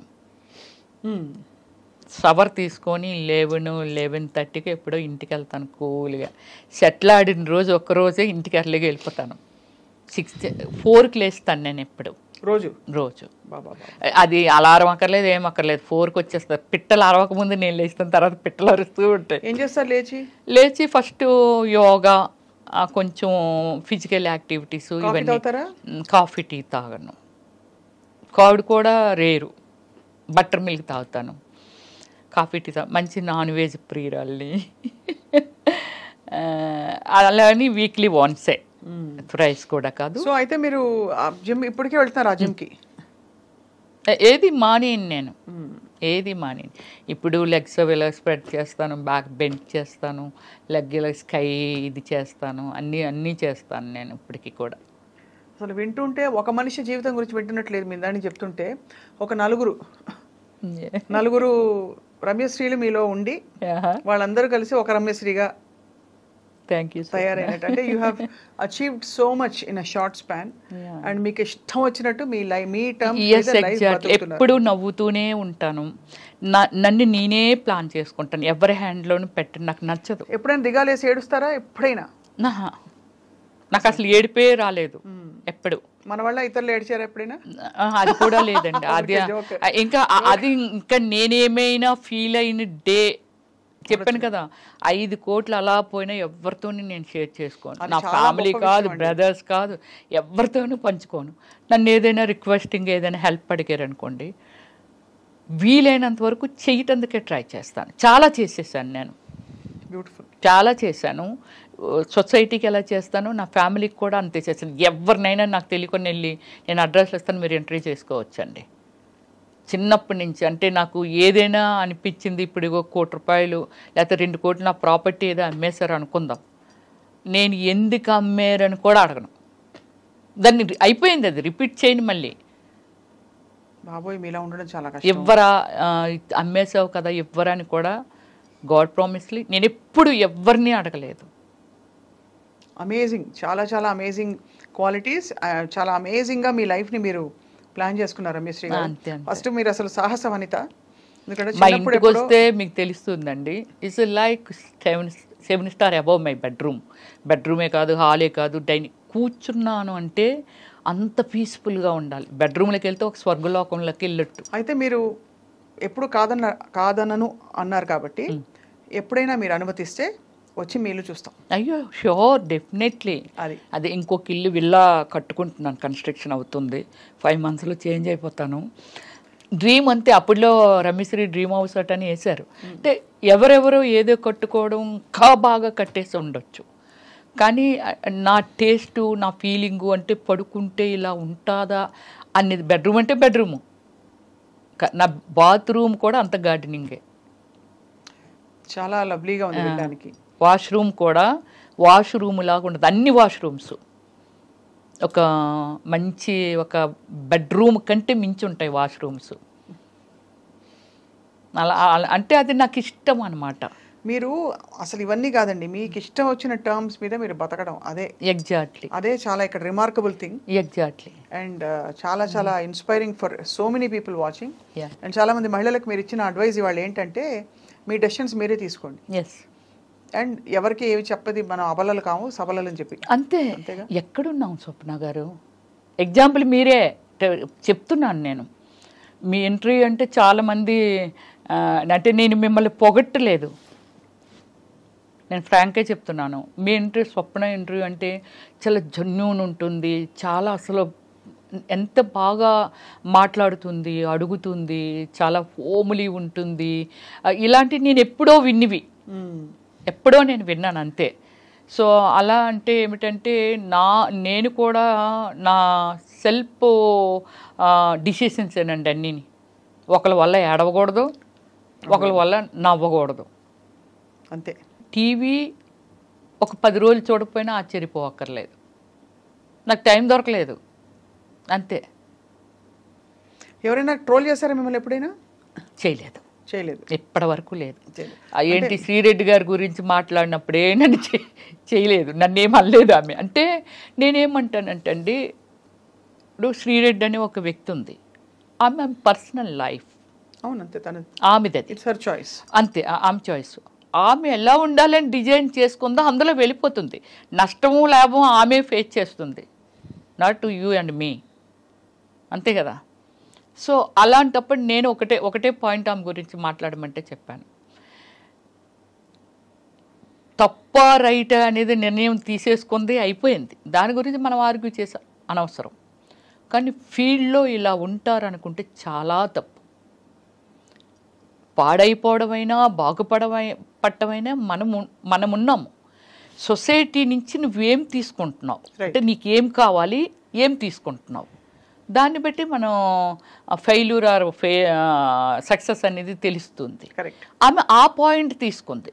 నన్ను వాళ్ళు వేధించారు, వీళ్ళు పడుకోమన్నారంటే పడుకోకూడదు. నీకు పడుకోవడం ఇష్టం లేకపోతే పడుకోవడం మని. దాన్ని ఓపెన్ చేయడం వల్ల నష్టం లాభం ఆమె భరించింది. ఖచ్చితంగా లేదండి. అంటే నేను ఈ విషయంలో తను ఒక పాయింట్ని లేవనెత్తడం, మీకు ఆ ఎక్స్పీరియన్సెస్ అవ్వలేదేమో, మీరు చాలా అదృష్టవంతులు. అలా అయిన వాళ్ళకి ఖచ్చితంగా ఎలా డీల్ చేయాలో అనేది తన స్టోరీ ఓపెన్ అప్ చేసి అలా చెయ్యడం తప్పన్నాను నేను. అది కరెక్ట్. ఏదైతే ఆమె చేసిందో అది చేయడం తప్పు. పోరాడు, నిన్ను నువ్వెందుకు కించిపరుచుకోవాలి? అర్థమైంది, అదే అంతే కదా. ఎందుకంటే తర్వాత బాధలు వాళ్ళకే కదా, కాబట్టి అది రైట్. గుడ్ ఆర్ బ్యాడ్ మనం తీసుకుంటాము. ఏముందండి, పండు ఉంది చెట్టునంటే రాయి ఇసరటందుకి, పండు లేని చెట్టుని ఎవ్వరు ఏమి కొట్టరు, పండుని దగ్గర రాళ్ళు అందరూ ఇసురుతుంటారు. బట్ దాన్ని ఏమిటంటే జాగ్రత్తగా మళ్ళీ ఆ పండు రాలిపోయిన చివరిస్తుంది, మళ్ళీ అన్నీ అవుతుంది, అన్నీ చేస్తుంది. కాకపోతే డిసిషన్ ఈజ్ రాంగ్ అంటాను అంతే. ఆమె ఒక ఎగ్జాంపుల్, నువ్వు చేసింది ఇలా జరుగుతుంది, ఇది తప్పు, ఇలా చెయ్యకూడదు, ఇలా బిహేవ్ చేస్తున్నారు అనేది అలా చెప్పుంటే ఇంకా చాలా దూరం వెళ్ళి ఉండేది అది. కానీ నీకు నువ్వుగా శిక్ష వేసుకున్నావు. అంటే అది చాలామందికి తప్పుకి రైట్కి మధ్య ఉండే ఒక ఏమంటారు క్లారిటీ లేకపోవడం. అది బికాస్ చాలా మంది ఇరుక్కుపోతారండి ఆ సిచ్యువేషన్ లో. ఎలా బయటపడి మీకు మోడలింగ్ కోసం వాళ్ళు తీసుకెళ్ళినప్పుడు మీరు ఎలా అయితే కార్ లో ఇరుక్కుపోయారు, ఇక్కడ పరిస్థితి ఒక సిచ్యువేషన్ క్రియేట్ అయ్యి ఇరుక్కుపోయిన వాళ్ళు చాలా మంది చెప్తారు. ఒకసారి నాకు ఏమైందో తెలుసా, నేను చెన్నైలో షూటింగ్లో ఉన్నాను. 10 డేస్లో షెడ్యూల్ అయిపోతుంది అనుకునేది 13 డేస్ పెట్టింది, 3 డేస్ ఎక్స్ట్రా పెట్టింది. కొంచెం డిస్టర్బ్ అయ్యారు, లాంగ్ షెడ్యూల్ కదా. నాకు ఇంట్లో ఒక సర్వెంట్ ఉండేది, నాతో పాటు ఒక ఆమె వచ్చేది, ఒక ఆమె ఉండేది, ఇంట్లో ఉండిపోయేది. అమ్మ ఎవరో వస్తున్నారు, మీ ఫోటోలు అంట అవి అంటే నేను ఎప్పుడు మాట్లాడగలను? నైట్ ఈవినింగ్ వరకు స్ట్రైన్ అయ్యి వస్తాం, నైట్ పడుకునే ముందంటే చిరాకు కొట్టేది, అర్లీ మార్నింగ్ అంటే మేకప్ అది ఇది అంతా హడావుడి. ఇలా దాంతో అమ్మ వాళ్ళు ఈరోజు కూడా వచ్చారనేది, అరే మాట్లాడతానులే అనేదాన్ని. ఇలా అని చెప్పి ఫోటోలు కావాలటమ్మ, వాళ్ళు ఏదో సినిమా తీస్తున్నారంటే నన్ను తెలుసు కదా, అప్పటికే నేను బాగా ఫేమస్ అయిపోయాను. ఫోటోలు అంటున్నారమ్మా అది ఇది అని అంటే, సరే నేను వస్తాను చూసుకుంటానులే అని అన్నా. వచ్చాను కదా, వచ్చిన తర్వాత ఒక అతను వచ్చాడు, అమ్మ మీ ఫోటోలు కావాలమ్మా, అంటే ఆల్బమ్ అది నాకేమీ లేదు బాబు ఆల్బమ్లు అవిని. రమ్మిశ్రీ ఎవరంటే చెప్తారు కదా. అంటే ఇప్పుడులాగా మనమేమి ఎక్కడ చర్చ చేస్తే దొరకవు కదా. ఎవరిని అడిగినా చెప్తారు రమ్మిశ్రీ ఎవరంటే. ఇప్పుడు నన్ను ఆల్బమ్ అది అడుగుతాడు అంటే సరే ఫోటోలు ఉన్నాయిలే అని కొన్ని ఇచ్చా. పట్టుకెళ్ళిన తర్వాత వాళ్ళ అబ్బాయిని పంపించిందండి ఆవిడ. ఇప్పుడు ఆవిడ కూడా కళాకారిణి, కానీ ఆవిడ కళాకారిణి అనేది నాకు నిజంగానే తెలియదు. ఆ ఫోటోలు ఇచ్చి అంటే నాకు టైం దొరికినప్పుడల్లా అడుగుతూ ఉండేదాన్ని. సో ఆమె ఎప్పటికీ ఫొటోస్ ఇవ్వట్లేదు. రెండమ్మ తీసేసుకుందరు అంటే గోల్డ్ స్పాట్ కంపెనీ ఉండేది, ఐడియా ఉందా అమీర్పేట దగ్గర? దాని ఆపోజిట్ గల్లీ. అంటే లైఫ్లో కొన్ని మనం ఫేస్ చేసి అవి మనకి ఎప్పటికీ మీ రూపాన్ని నేను చూశాను. నాకు ఎప్పటికీ చనిపోయేంత వరకు మీరు ఎక్కడొకక్కడ టచ్ చేస్తూనే ఉంటారు ఇక్కడ. సో సరే ఏంటి ఈవిడ ఎవరిని పంపినా ఫోటోలు ఇవ్వట్లేదేంటి అని చెప్పి అటువైపే వెళ్తూ మారెడ్డి గారు, నేను అప్పుడు రెంట్కు ఉండేదాన్ని స్వప్న అరోరా కాలనీలో. తర్వాత ఆయన దగ్గరే హౌస్ కొనేసుకున్నాను, ఇప్పుడు అమ్మేశాను కూడా అది. ఆయన అమ్మ రా అమ్మ నేను అట్టే పోతున్నానులే తీసుకెళ్తాను, ఆడపిల్లవి నువ్వు. నాకు డ్రైవింగ్ రాదు కదా, నాకు కారు ఉండేది కానీ డ్రైవింగ్ రాదు. వెళ్ళా, అయితే అక్కడ పెద్ద ఒక హంగామా ఉంది. డ్రింక్ చేసేవాళ్ళు, తినేవాళ్ళు, ఒక 6-7 మగవాళ్ళు, వీళ్ళంతా. ఈ వాతావరణం నిజంగా నాకు తెలియదు. ఏంటమ్మా వీళ్ళు ఇలా తాగుతున్నారు, వీళ్ళు ఏంటి, వీళ్ళు ఇదేంటి అలా అనుకున్నాను. సరే నా ఫొటోస్ ఇచ్చి వెళ్ళిపోతాను అన్నా. అంటే ఏమిటో కథ చెప్పింది, నా కూతురు అలాగైపోయింది, నేను అతనికి 2వ భార్యని, అతను ఎవరో తెలియదు, నాకు ఏదో చెప్తుంది, నువ్వు హెల్ప్ చేయాలంటే ఏ విధంగా చేయాలి అన్నాను. అంటే అలా కదమ్మా నీ హెల్ప్ కావాలి తల్లి, నా కూతురు అనుకో నువ్వు అని. సరే నా ఫోటోలు ఇవ్వు, సరే నేను ఏదో ఒకటి చెప్తానులే అని అనుకొని వచ్చేసాను. అదే రోజు నైటు విపరీతమైన వర్షం, ఇలా సినిమా సీన్ లాగే ఉంది. ఒక అబ్బాయి ఫుల్గా డ్రింక్ చేసి మా ఇంటి మెట్ల దగ్గరికి వచ్చాడు. ఎదురుగా ముస్లిమ్స్ ఉంటారు, అంటే ఆపోజిట్ హౌస్. నేను లేను, మా సర్వెంట్ తీసింది డోరు. మా గ్రిల్ ఉండేది ముందని. తీస్తే అబ్బాయి వచ్చి అమ్మ నా రింగ్ పట్టుకొచ్చేసారు కదా ఇచ్చి అండి అన్నాడు. మీరు నేను తీసుకురావడం ఏంటి, మీరు ఇంకెవరైనా అనుకుంటున్నా, మీరు ఇందాక వచ్చారు కదా, అక్కడ అతను ఉన్నది కూడా మనం చూడాల. మీరు ఇందాక వచ్చారు కదా, నా రింగు అక్క తీసుకుంది మీకు ఇచ్చిందంట కదా. నాకు ఎందుకు ఇచ్చింది, ఎందుకు ఇచ్చిందో, మీ ఇంటికి వెళ్ళి తీసుకోమందని. అప్పుడు 9:30 ఎంత అవుతుంది వచ్చాడు నైటు. ఫుల్ డ్రింక్, వాళ్ళ ఇంటి దగ్గర నుంచే, అక్కడ డ్రింక్ చేస్తున్నాడేమో వచ్చాడు. అప్పుడు చెప్పాను, అతను మనం చెప్పింది వినట్లా. చైర్లో వచ్చి లోపలికి వచ్చి కూర్చుండిపోయాడు. మా సర్వెంట్స్ కదా తీశారు డోరు, వచ్చి కూర్చున్నాడు. వెళ్ళమంటే వెళ్ళడే. మీరు నమ్మరండి, అక్కడ నా పేషెన్సీ ఎంత ఉందంటే తల్లిలాగా, ఒక మదర్ లాగా అతనికి ఇంత అందంగా ఉన్నావు, ఇంత బాగున్నావు అమ్మ, ఇలా డ్రింక్ చేసి ఇలా రియల్లీ నేను తీసుకురాలేదు రింగు, చూడు ఆవిడే ఏదో చేసి ఉంటుంది, నా మీద పెట్టింది, నేను వచ్చాను. లైక్ అంటే ఒక రీజను అర్థమైంది. ఆలోచించి నువ్వు నాకు ఎందుకు ఇచ్చి ఉంటుంది అంటావు, నాకెందుకు ఇస్తుంది ఆవిడ ఎవరో కూడా నాకు తెలియదు అసలు. వచ్చాను, ప్లీజ్ వెళ్ళిపో, టైం అవుతుంది, నేను ఏదైనా పోలీసులు పిలిచాను అనుకో నీ లైఫ్. ఆడు సింగపూర్ వెళ్దాం అనుకుంటున్నాడంట. ఆవిడికి నువ్వెలా దొరికేవు, ఆవిడింటికి నువ్వెందుకు వెళ్ళేది, ఒక మదర్ లాగా అలా అలా అలా అలా అలా అలా ఎక్స్ప్లెయిన్ చేసి అతన్ని 11:30కి బయటకు పంపగలిగాను. నా ఓపుకి నాకు నేనే జోహార్ చెప్పుకున్నాను. ఇంత ఓపుక రమ్య అనేది ఏం చేసేస్తాడో భయం. మామూలుగా ఎవరినైతే కసురుతారు, లేకపోతే పక్క వాళ్ళని పిలుస్తారు, పోలీసులు కంప్లైంట్ ఇస్తారు. చెయ్యలేదు అసలు. బ్రతిమిలాడే రీజన్ వాడు కరిగాడు. లాస్ట్కి కరిగి అప్పుడు బయటికి వెళ్ళాడు. లోపల ఒక భయము, వీడు ఫుల్ తాగేస్తున్నాడు, టూ యంగ్ అబ్బాయి, ఏమైనా చేసేస్తాడేమో. బాబోయ్, మీరు అసలు మీ ఎక్స్పీరియన్సెస్ మొత్తం అంతా చూస్తే ఒక కథ బుక్ రాశారంటే మీకు అది రాయించండి యాక్చువల్లీ. అంటే మీరు ఇండస్ట్రీకి వచ్చిన తీరు, ఆ కార్లో అయిన ఇన్సిడెంట్, ఇలాంటి బోల్డ్ జరిగి ఉంటాయి. అవన్నీ కలిపి నిజంగా రమ్యశ్రీ గారు మీరు ఎలా బయటపడ్డారు? బయటపడ్డం అంటే చెప్తున్నాను కదా, నాకు ఓపిక ఎక్కువ స్వప్న గారు. తర్వాత మీరు భయపడరు మీ ఫస్ట్ అది ఏదైనా అవనియండి, నేను వచ్చి కున్నిట్ల మీద పెట్టి దగ్గర దగ్గర ఒక 15 crores పోగొట్టుకున్నాను. నాకు గాడ్ ఫాదర్ లేక, అంటే చెప్పేవాళ్ళు లేక, దీని మీద అయితే ఇది పెరుగుతుంది, ఇదైతే ఇలాగ అవుతుంది, ఆ పాపం ఇలా అడుగుతాను ఇచ్చేస్తారా అట్లే, ఇలా ఇలా ఇలా అనుకొని పోగొట్టుకొని ఉంటాను. కానీ ఏ రోజు దాని గురించి నేను ఆలోచించిన రోజు నాకు ఇంకా రాలేదు. ఆలోచించను నేను. మళ్ళీ రేపు స్టార్ట్ అవుతుంది వన్ డే, దానికోసం ప్రయత్నం చేస్తాను నేను. పోయిన దాని గురించి నెవర్ థింకింగ్, ఇలా ఆలోచిస్తాను నేను. ఏదైనా నేను చెప్తున్నది everything is true. Of course, అంటే వి బిలీవ్. మీరు వచ్చి మీరు ఇంత మీ కథ అంతా చెప్పుకోవడం, మీ జరిగిన ఎక్స్పీరియన్స్ చెప్పుకోవడమే ఖచ్చితంగా మిమ్మల్ని నమ్ముతున్నా. అంటే మీ ఎక్స్పీరియన్స్ ఎంత రియలో అర్థమవుతుంది. ఒక అబ్బాయి చెప్పాడండి, ఓమల్లి సినిమా చేశాను కదా, వాళ్ళ పేరెంట్స్ ఓమల్లి అంటే ఆ నలుగురు అనేది ఒకటి ఏదో వచ్చింది కదా అప్పుడులో, మీరు వినేవాళ్ళు. సినిమాలు, చిన్న సినిమాలు రిలీజ్ అవనివ్వట్లేదు, థియేటర్స్ ఇవ్వట్లేదు, సో ఇప్పుడు ఆ మూవీస్ బయటికి వెళ్ళట్లేదు, అది ఇదని డేర్ అండ్ డాష్తో రిలీజ్ చేశాను.